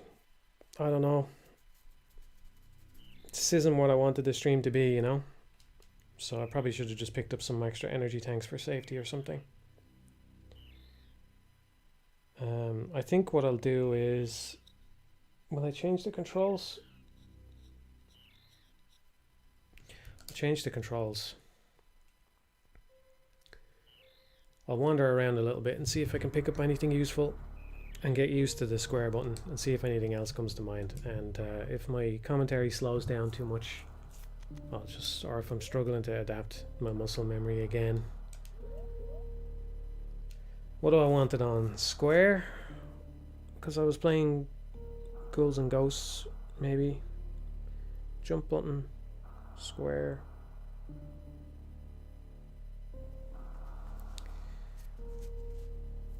Probably want to keep angle up on or.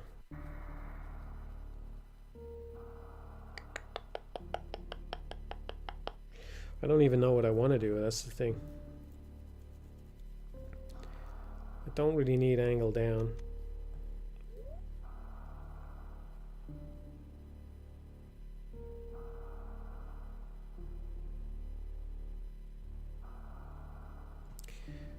Okay, we'll try this, see how it goes.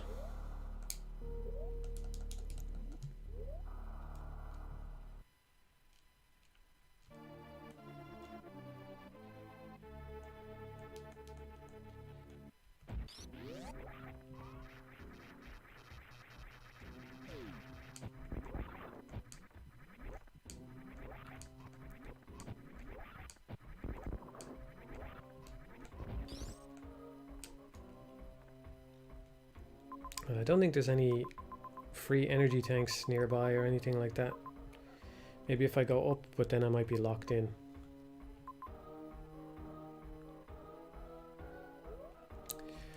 Yeah, I don't know. I'm kind of tempted to just call it here, because if I go back, I'm going to be backtracking so much that it's going to drag the game out too much anyway. So what I'm going to do is I'm going to take one more crack at it with this control scheme, and then if it doesn't work, I'll just call it. And we'll maybe do a part 3 depending on whether or not I can come up with enough material. Because we're so close to the end of the game now that I don't know if it's worth going on, you know.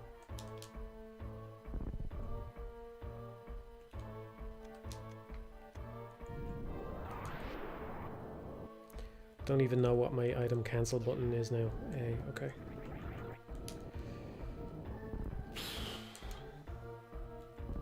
I don't see this going well because I'm trying to adapt again to the controls changing on me again, so I don't know, man. But yeah, at least I don't have to run. Like, can I do my angle up that way?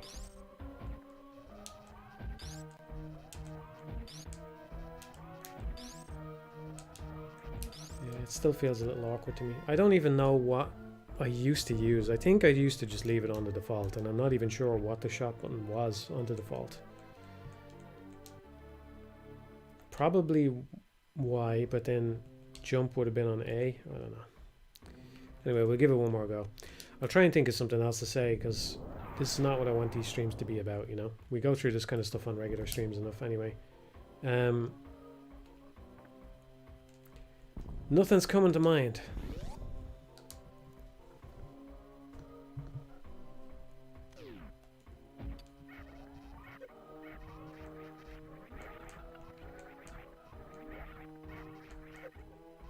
The bosses in general are the moonwalk turned itself back on somehow. What the fuck? Oh, I understand, because that's kind of interesting in its own way, I suppose. Because I loaded the game and died without saving again. The game doesn't save your options when you load in. So this turning off the moonwalk has not been saved. Anyway, I don't see this going well, but we'll give it a go.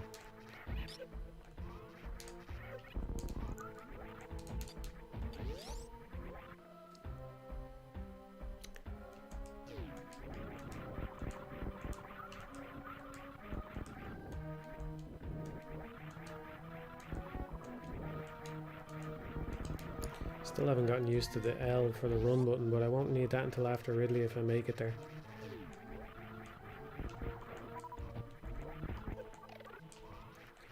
Yeah, that's kind of unfortunate that the settings don't save right when you apply them. They only save when you load into a game and then use a save point. At least that's what I'm taking away from that. Strikes me as less than ideal. I gotta tell you, as a man who is about to die to Ridley again, as a result. Yes, I blame them for not saving my settings. I blame them. Okay, if we just land more of our super missiles, maybe we'll get lucky and we'll get past them and move on.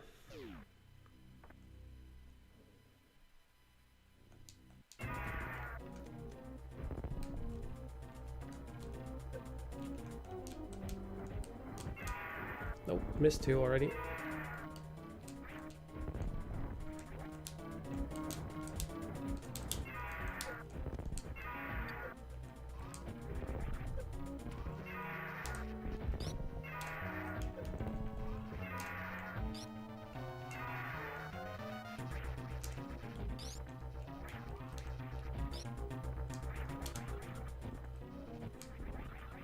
It's not letting me keep the charge there again because I'm using the moon thing, so there's a charge that I lost that I wouldn't have lost otherwise. At least I don't think I would have.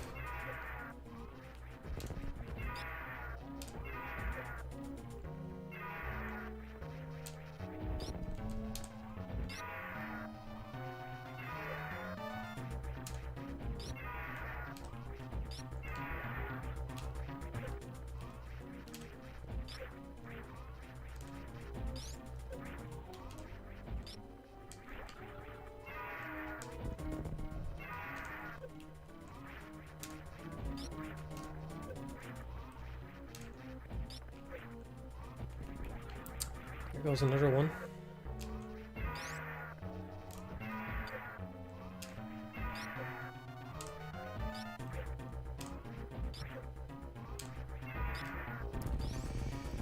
My advice to Super Metroid players, do not turn on the moonwalk.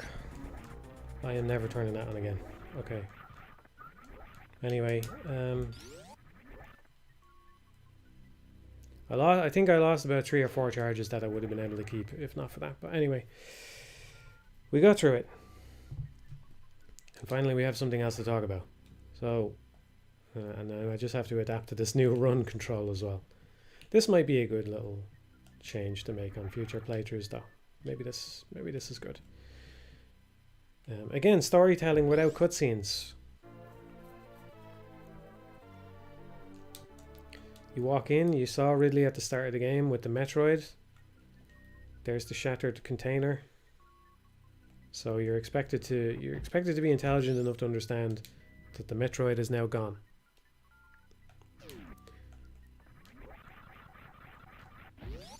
Imagine that.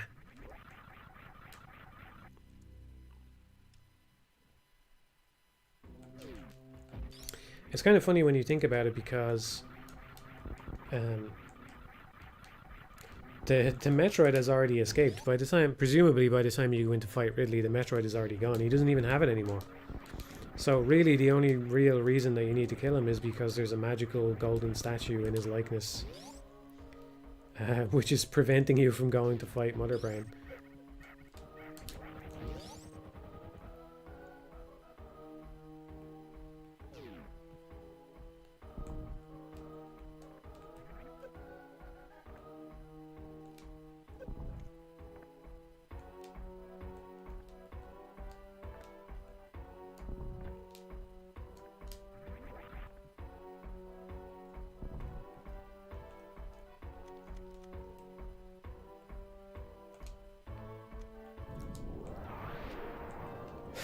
I can't believe I've changed the controls again.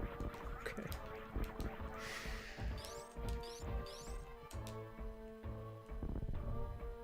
All because of mishap from going into that options menu on the last stream. That's what it's all about. You know, I still, some people were talking about it, but I still haven't played Other M actually. I mean, I have a vague idea what happens in the story there, but I still haven't actually played it myself. You know, let's do a save to be on the safe side. Chat does not want to go through that again. Did this... No, I hit the P button by mistake.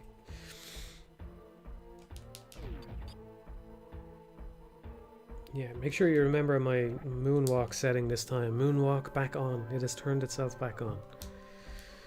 But yeah, let's try to get back on track.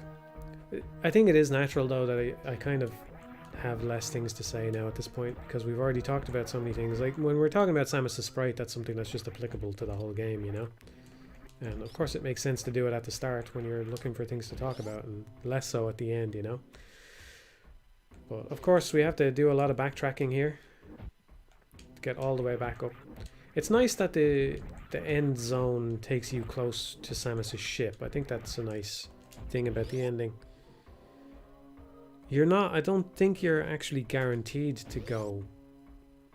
Well, no, you're definitely not guaranteed to go that way because there's an alternate route. If you go all the way over to the left side of the map and then up.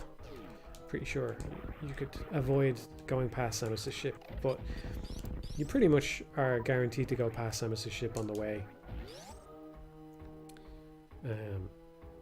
Which is nice.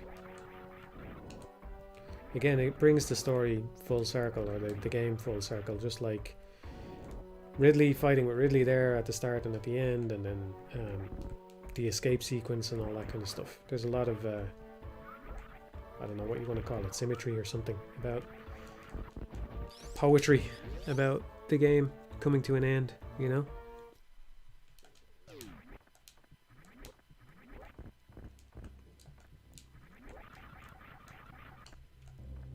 I have no hope of adapting to these controls in the last half an hour of this, or however long it takes me to finish this off. Anyway,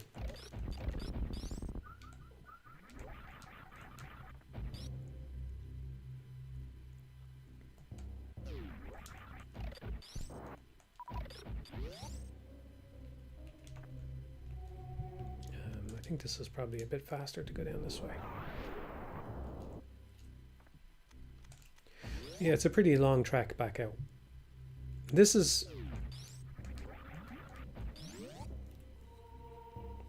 it would be nice to pick up another energy tank or something, make sure we don't have a repeat of that on Mother Brain. I think Mother Brain should be easier, but anyway,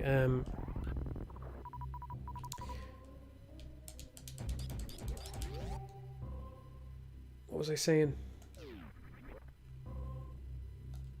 Yeah, a lot of modern Metroidvania games include teleporters, and this is...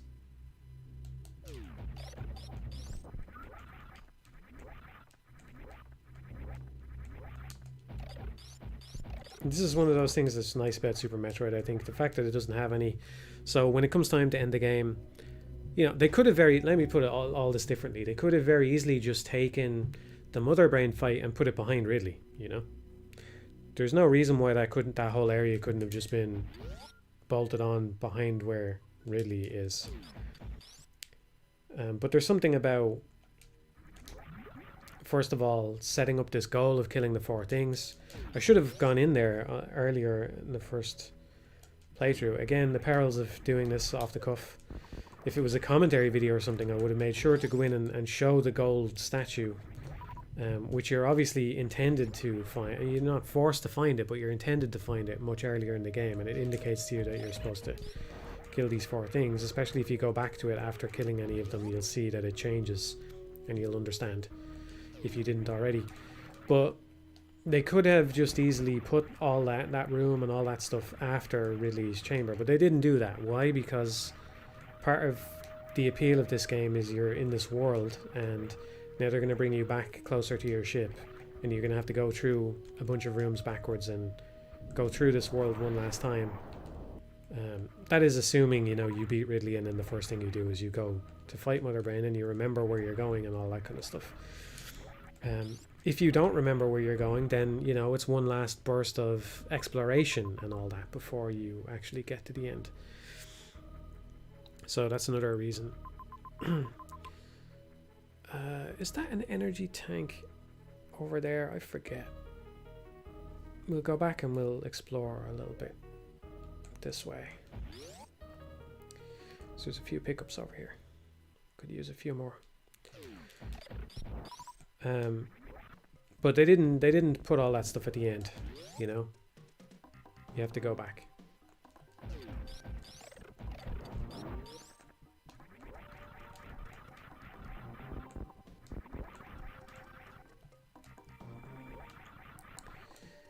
If it's kind of, speaking about teleporters and all that kind of stuff, I think, I don't want to say exactly how it works in this game, but I think the only Metroidvania game I've played that handled it in a really significantly different way, which I thought was interesting, is a game called Ultros, which came out, I don't know, a year or 2 ago or something like that. There's all kinds of different things that people take for granted in this genre that they don't necessarily have to. You know, again, this is one of the things that I think Hollow Knight was approaching with the map system, you know. I quite like the way the map is available. It strikes a nice middle ground, the map being available but not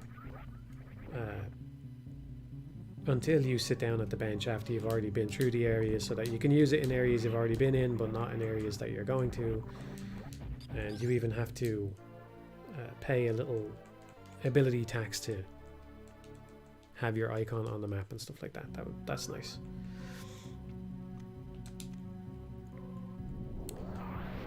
But yeah, it's funny that warp points and stuff become part of the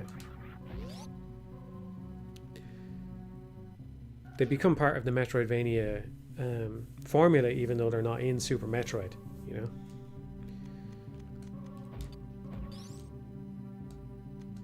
I do not... Okay, I cancelled that. What is it I have to do now on this control scheme? It's not that. Do I even have a... It's the run button? That's strange. But yeah, this is a strange room, alright, just having these invisible blocks. Not my favorite room in the game, as you might imagine. I don't know. I don't know what they were getting at with this.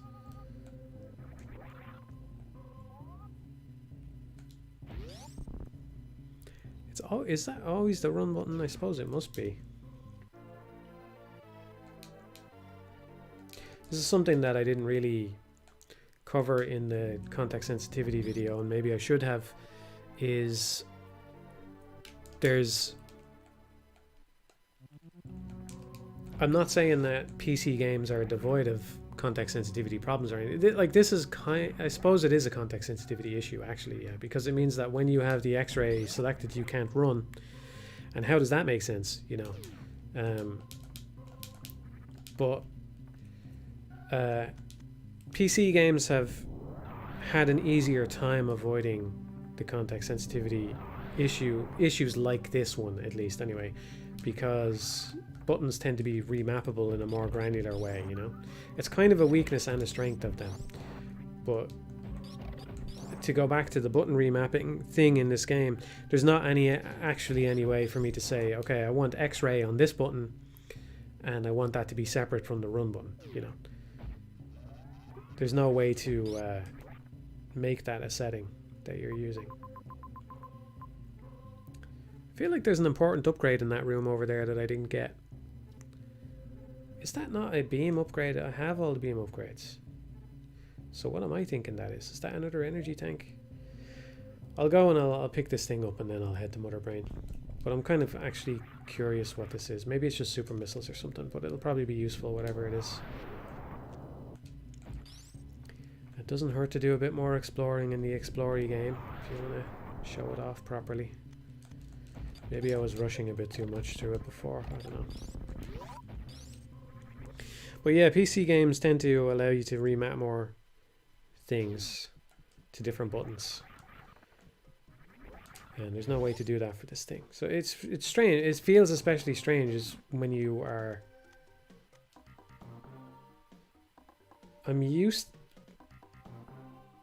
You would think that this would be the missile button, you know what I mean? Because it's on the top. See, this is a bit strange the way this is presented, because every other...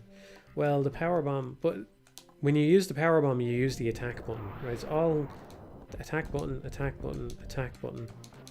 All four of those use the attack button, and then this is the run button. But there's something a little bit inelegant about that, you know?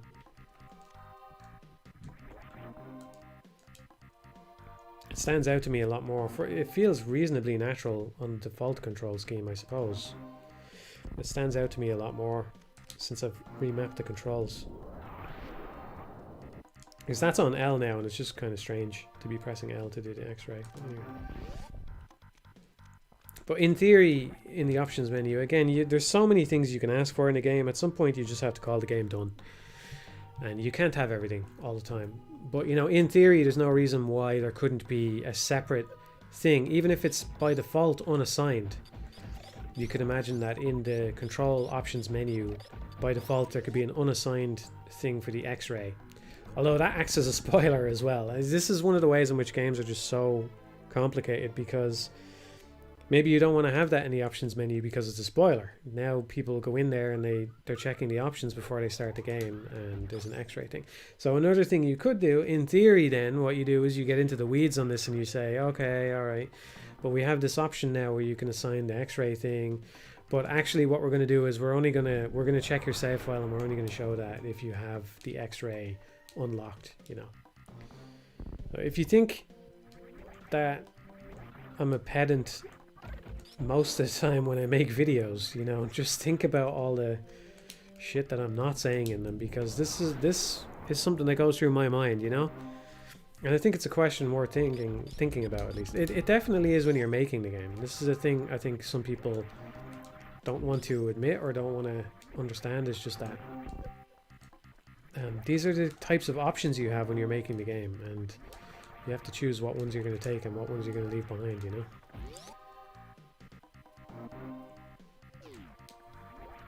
Somebody said you could also put the button swapping in the pause menu. Yeah, that's a good point. It could, yeah. I think with this in-game pause menu, they were kind of trying to keep it more grounded in the game world, though. You could imagine these being things that Samus actually sees on her suit or something. Right, so there's no options there. I have to say, when I play a game and I think this is in the newer Zeldas, for example, but there's loads of games that work this way. When I'm playing a game and then I'm expected to use a menu on a somewhat frequent basis, and most of that menu is stuff that's things that I just need to have access in the game, or maybe very few menu systems are actually diegetic in the way that the Dead Space UI is, you know.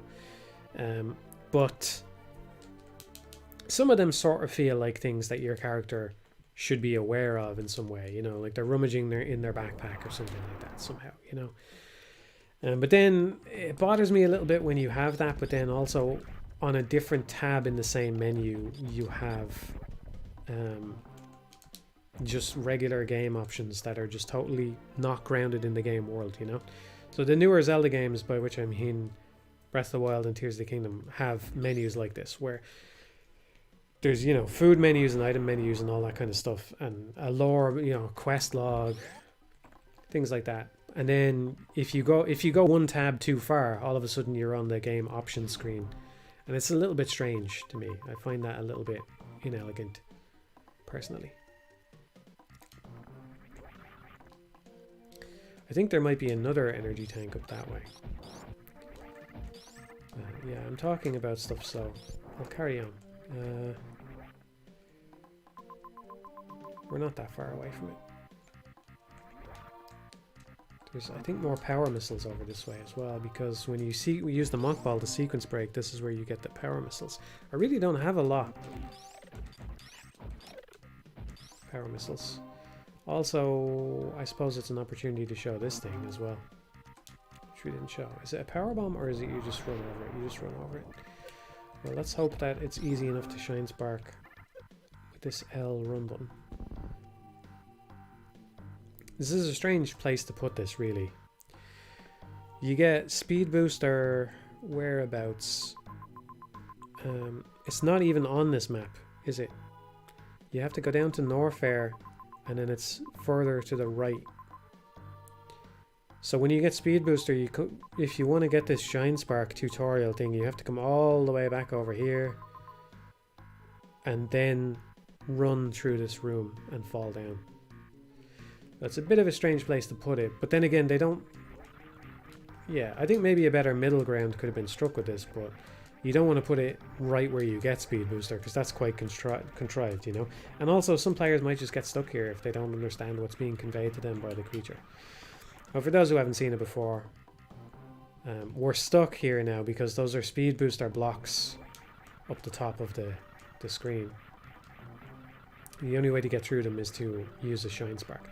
Look at that. That's a really nice example of just how high you can jump when you're moving fast. So the jump that I did in Maridia when I was demonstrating this may not have even been half that height. I don't know. That's very high. So that's a pretty cool feature of the game, the fact that your horizontal and vertical movement are tied to each other in that way. At least once you have the speed booster, they are anyway. I believe this is just a save point. Oh, it's an energy refill station. Okay, I was going to say, if that's a save point, that's pretty bad. That's necessary, by the way, because if we start... if we learn what the... you could actually imagine someone... Okay, let me just demonstrate this first. This guy runs along, and then he crouches, and then he goes up, and he's showing us how to perform the Shine Spark maneuver. But you could actually imagine a person who comes down here on critical health, and then figures out what's expected of them and does the Shine Spark and dies. Although you may be prevented from doing a Shine Spark if you're... Yeah, it doesn't... It can't... yeah, it can't kill you. A Shine Spark can't kill you, at least I don't think it can. It stops at around 25 health. But you'll need more energy in order to get out. Well, I don't know if I want to go to the effort of demonstrating that, because we'd have to use up a lot of health in order to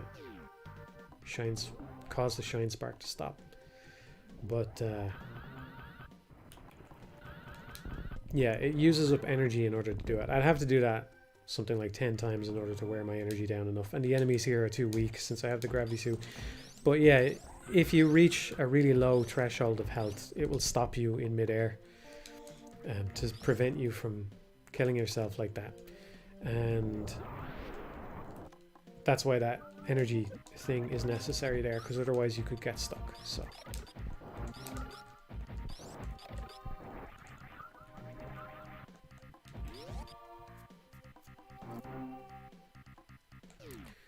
there's something we missed more down here as well. There's another energy tank down here. I've actually collected most of the energy tanks now, so there was a bunch that I could have picked up.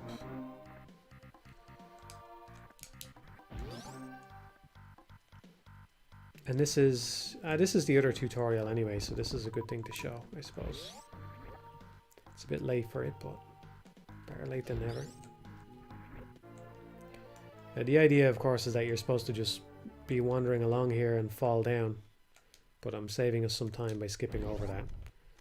So we would wander through here and fall down, because as you'll see in a moment, some of those blocks are fake.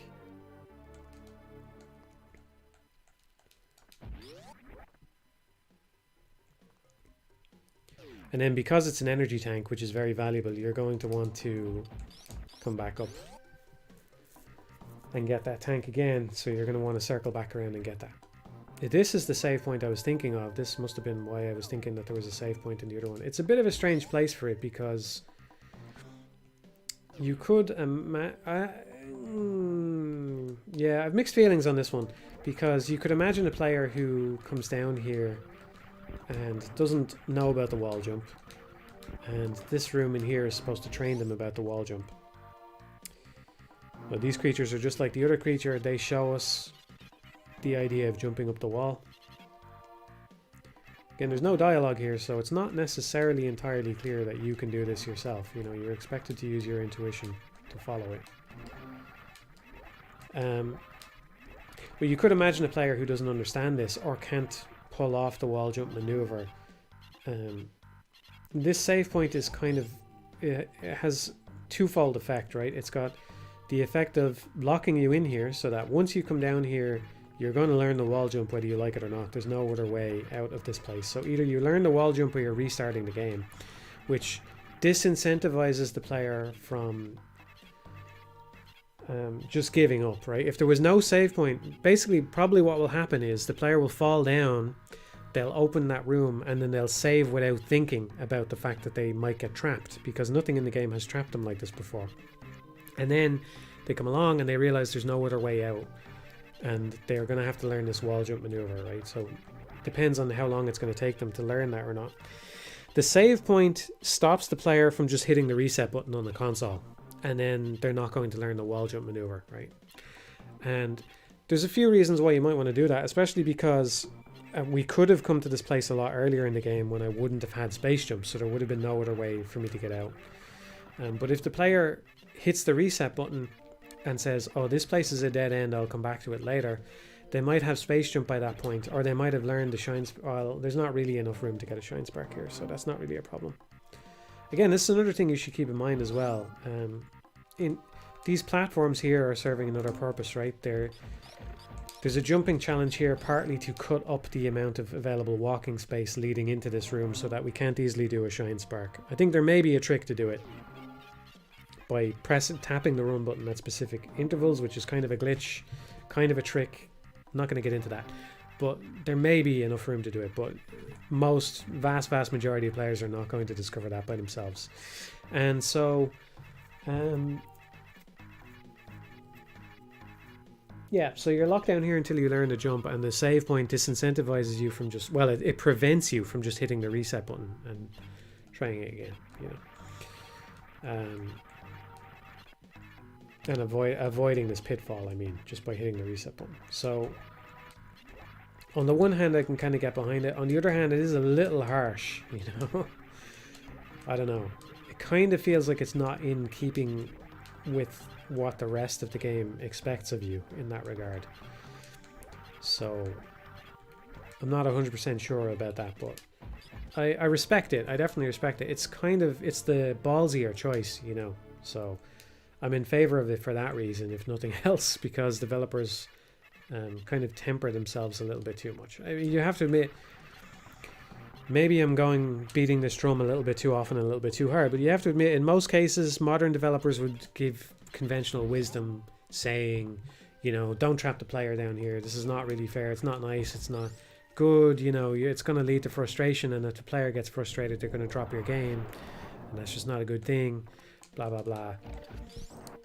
So if for nothing else, I kind of like it because it goes against that advice, you know.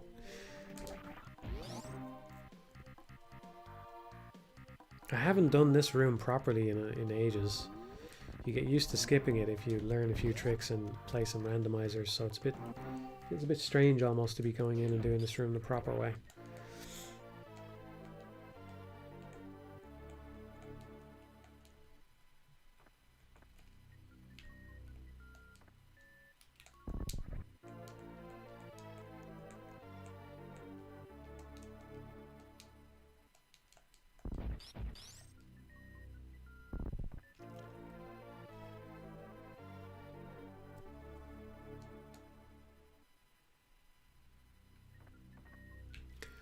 That's a good point there.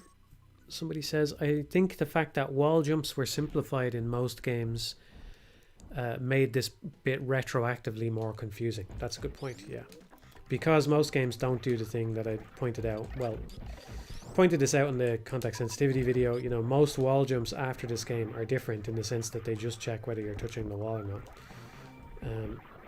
Players build up expectations based on the games they play, and unfortunately, they don't have to play, well, not unfortunately, it's a bit of a glib remark on my behalf, but you know, you don't have to play games chronologically.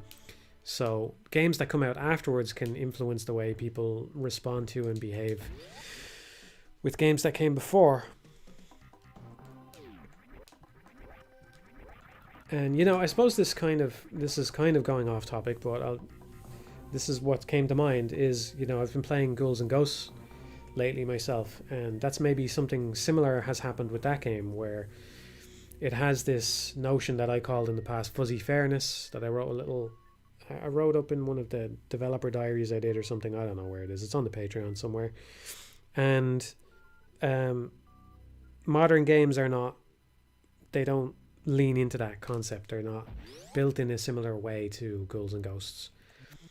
So when players approach those games, they maybe don't approach them with the right mentality. They assume a higher level of unfairness or poor game design or something than there is with actually on display, you know. So there's another example of it there, I would say.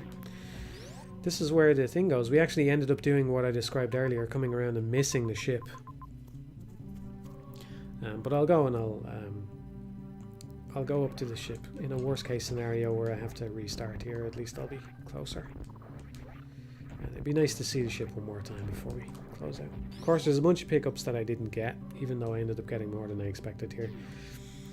And there's a whole route above this room as well that I'm not going to bother doing. I think you get an energy tank for it, but I will skip it.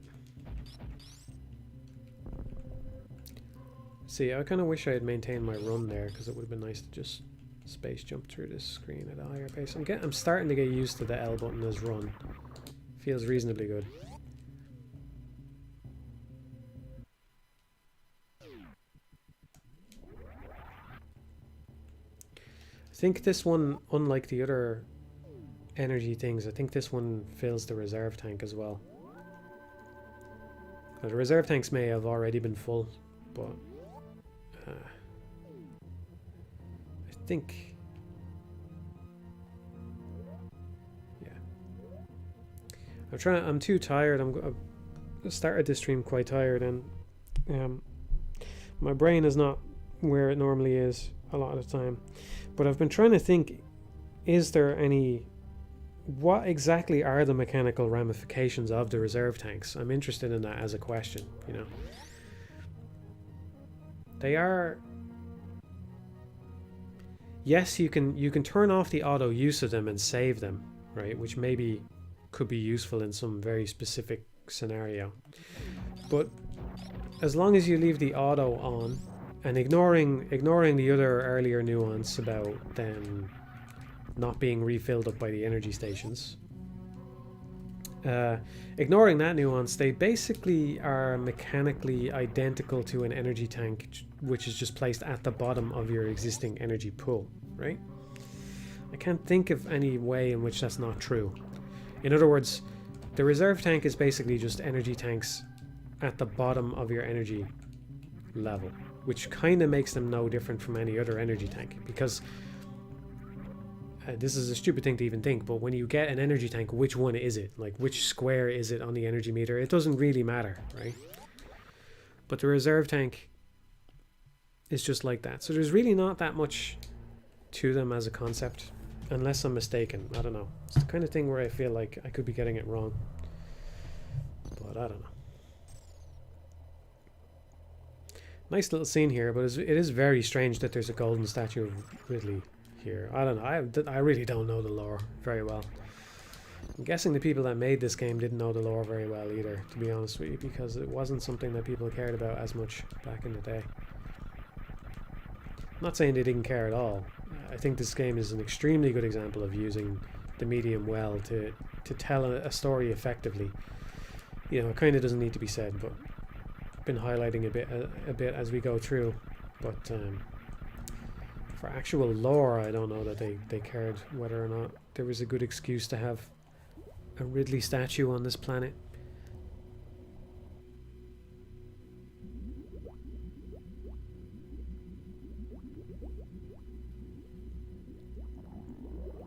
Oh, there's a save point here anyway. Okay, I'll take another save here, why not?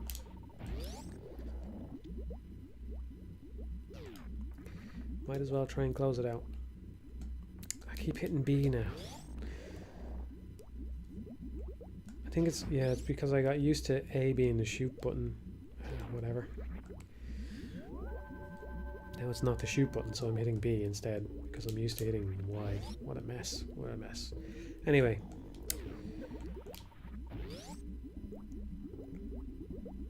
I'll demonstrate how little I know the lore, because I don't even know if these are real Metroids or what the story is.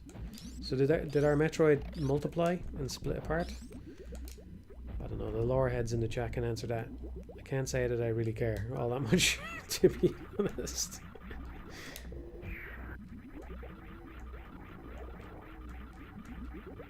Trying to remember what the item cancel button is. Okay, there we go.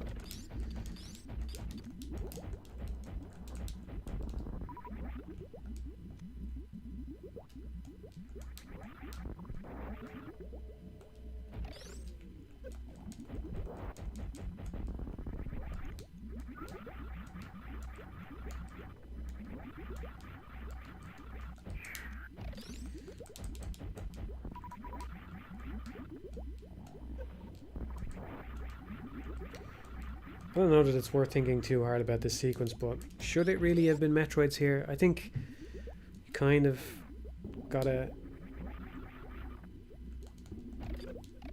You kind of want to have a moment where you're fighting Metroids at the end of the game, you know? But maybe it doesn't serve the stuff with the baby Metroid all that well. I don't know.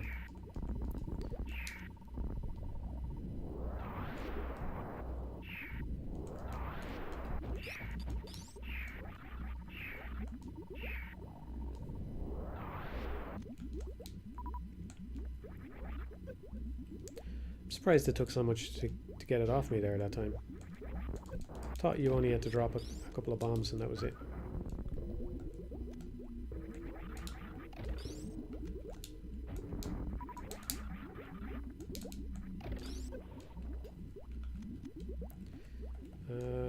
I don't know if I want to keep using my super missiles. Yeah, okay.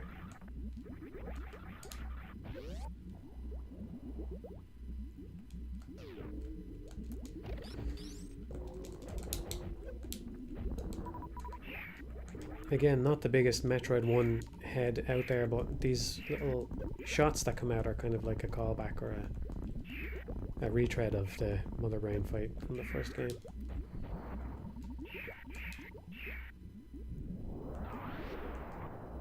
I'm not going to use my power bombs for anything else at this point anyway, am I?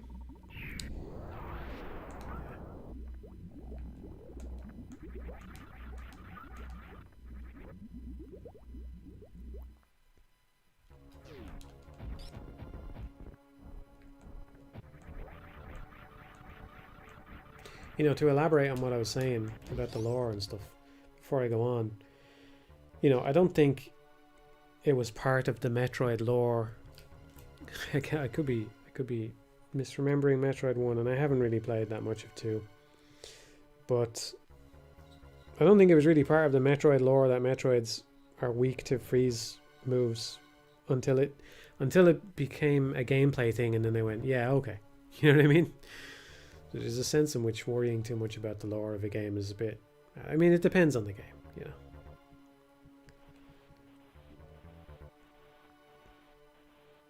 It's nice. It's nice. That was a nice detail, actually, the way the pile of sand, ash or whatever it is, builds up gradually, line by line. There, that was nice.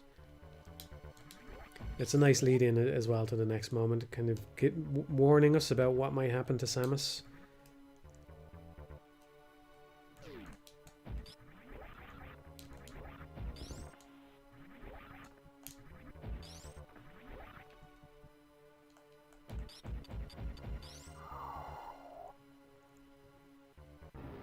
Yeah, it is a very good inclusion because we get to see the process happening here, but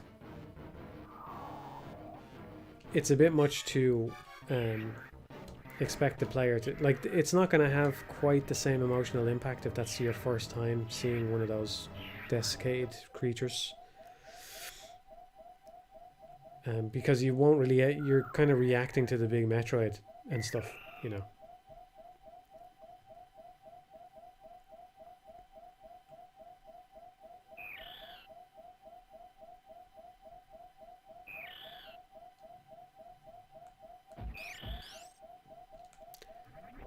I never even noticed that before either. There you go. I mean, it's still amazing the number of details in this game that I still haven't noticed. The Metroid hangs around until you shoot it to shoo it away.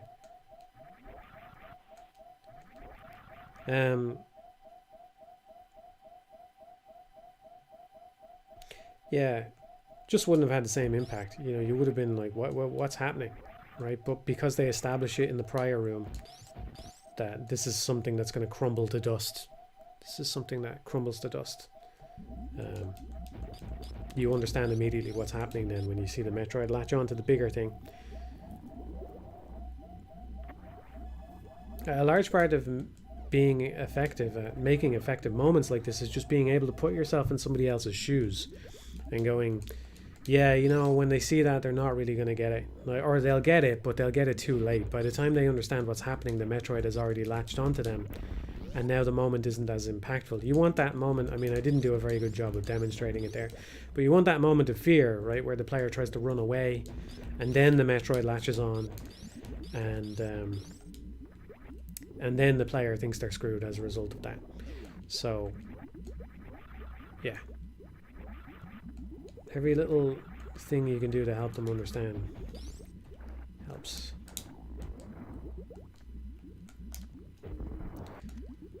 Well, again, you can go, it depends on what you're trying to achieve, you know, and you can go too far. If you're just trying to convey gameplay nuances or something, sometimes you want that to be a bit more subtle so that the player doesn't, so that you're not spoon feeding the player. But when you're trying to convey a story like this, especially when you're not using cutscenes, you know, they did a really good job. That's what I'm getting at. Let's just end the stream with that because I'm getting pretty tired, you know, but they did a really good job. They did a good job. In many ways. Many, many ways.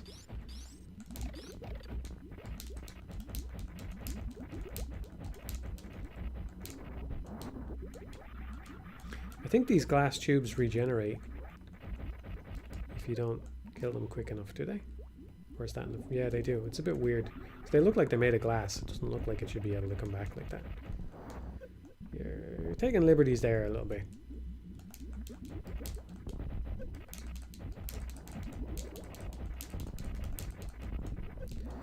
I don't know whether I should be using my regular missiles or my super missiles for this. I don't know what's optimal here.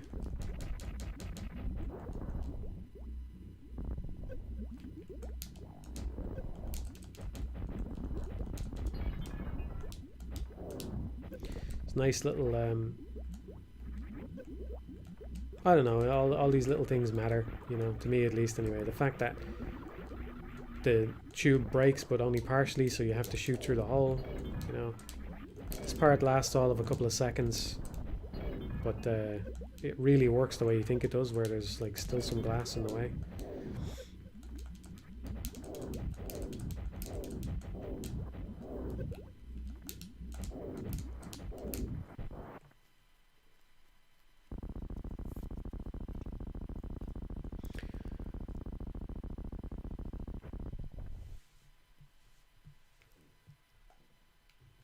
Bit late for an epilepsy warning, but hopefully we didn't just kill anybody.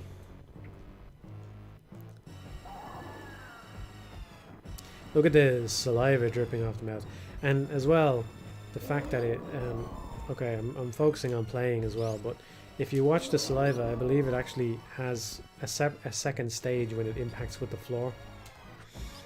Now there is kind of a cheat way to do that, which is you can just give it, in modern terms we would think of it as a particle lifetime, you know, and if the drool particles are going to appear a certain amount above the floor, you can kind of cheat by just giving it a certain lifetime, which lines up with when it will impact the floor, because the floor is a flat surface, so you know all these things ahead of time.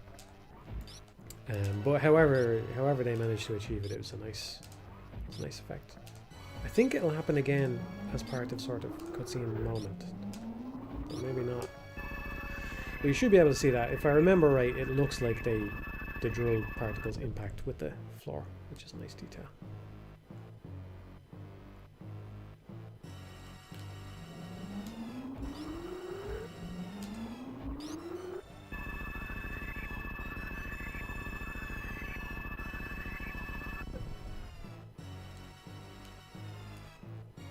Try to move, Samus will not get up. So we're still, I mean, this is a very charitable way to view this, but we're still in control of Samus in a sense, you know. Yes, it's a charitable way to view the game. It's a nice way to think of it. We're still in control of her, but she can't actually move. She's just not physically able to do it.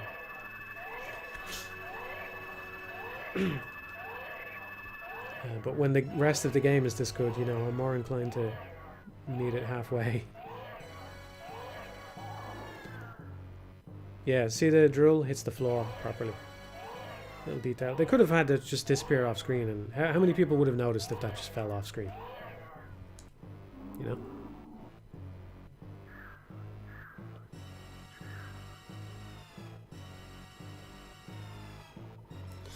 I have a feeling I'm gonna fail the escape sequence.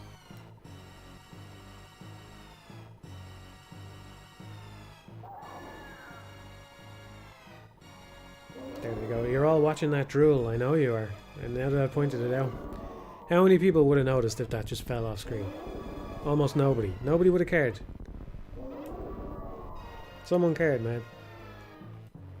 That's what I'm saying. The little breath particles appearing where the mouth is. It's just an attachment point on the thing, you know. It's not that big a deal, I suppose, but yeah.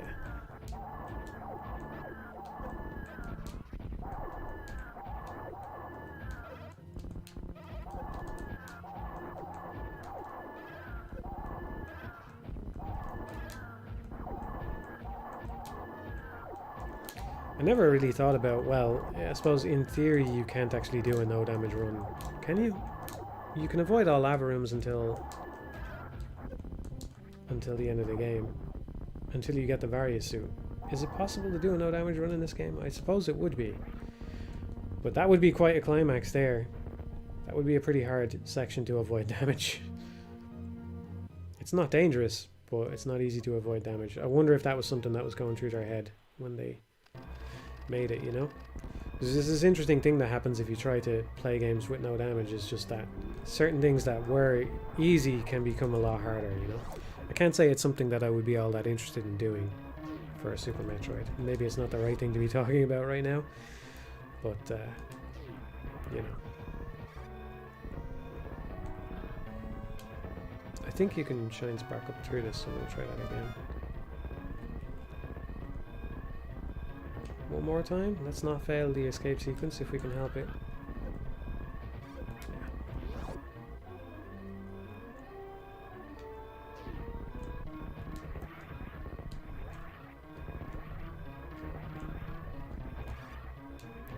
see how much time is left in the more 3D animals, if I think there's enough time.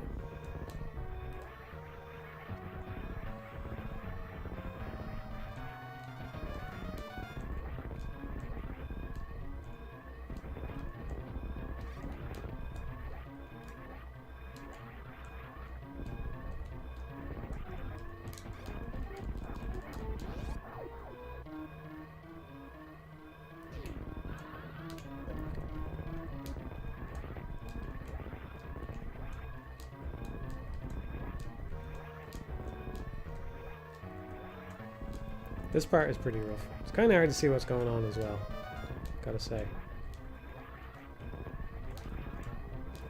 You know, it maybe didn't need to be quite this vigorous. So you're telling me this shaft has been exploding for 10 minutes or something? Like all those explosions happening? What are all those explosions? It's a bit much now. It's a bit much. Well, I think we have enough time to do this. Should be fine.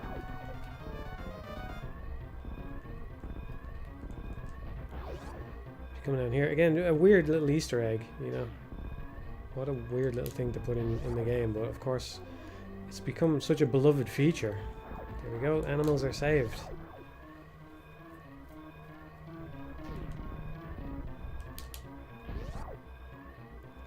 It's only fair. They helped us out.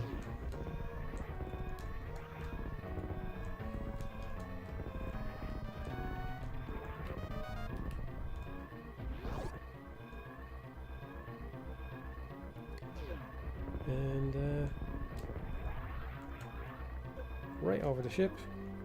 Classy finish. That's Super Metroid. But yeah, what a fantastic game.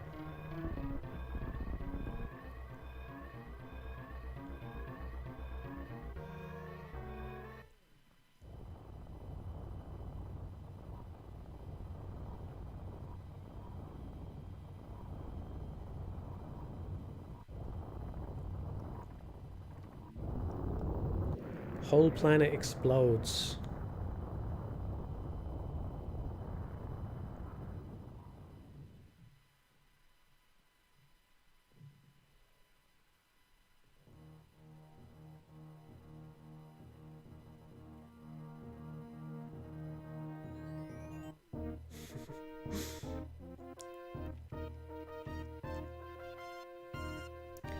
The Vivisection was completed successfully.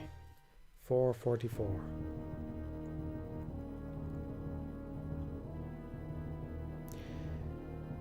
And that's Super Metroid.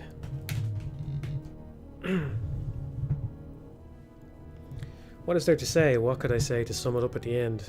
I don't know. It's a game that I've gained more appreciation for over the years. I think everybody knows that this is at least a good game, right? Everybody thinks this is at least good. But I don't know, when you appreciate the attention to detail that went into it, and it still holds up. It's just a good game. What can I say? Of course, there's lots of obvious things that I didn't talk about, all the power-ups and things like that. You know, this was not designed to be a normal playthrough where we just talk about all the surface level stuff. Kind of went into some weird tangents and stuff. But hopefully, at least I gave you a sense of some of the thought and care that was put into this game. That's, I think, what I was hoping to do with this one. There's a lot of it, you know, there's a lot of little features, there's a lot of care. It doesn't get everything right, but then again, it basically invented what we think of as the modern Metroidvania formula, and it might honestly still be the best one after all this time. So I think that's pretty crazy. That's quite an achievement. It's been more than 30 years since this game came out, and I think there's definitely an argument to be made that this is still at the top of its genre. You know, what's the phrase? Often imitated, never equaled, something like that. You know. Yeah. Not much more to say on it than that. So yeah, they did a great job.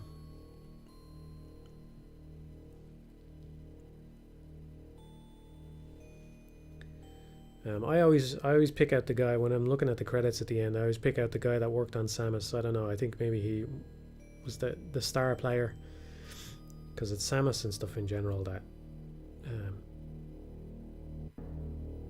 the game kind of coheres around, and you know, she's probably got the most depth and the most care put into her of anything in the game. So I even love the way the fade out at the end gets interrupted. There's something so great about the aesthetic of that fade getting interrupted by the text and then resuming. I don't even know what I like about it. It's just so good, you know. Well, unfortunately, we're not getting the bikini this time. Anyway, that's it. That concludes our vivisection of Super Metroid. Hope you found it useful, and yeah, I'm not going to bother dragging this ending out. We got there, and I said what I had to say. Thank you everybody for tuning in and watching and all that, and I'll see you next time. See you next mission. Can't believe I missed that. See you next mission. Bye everybody.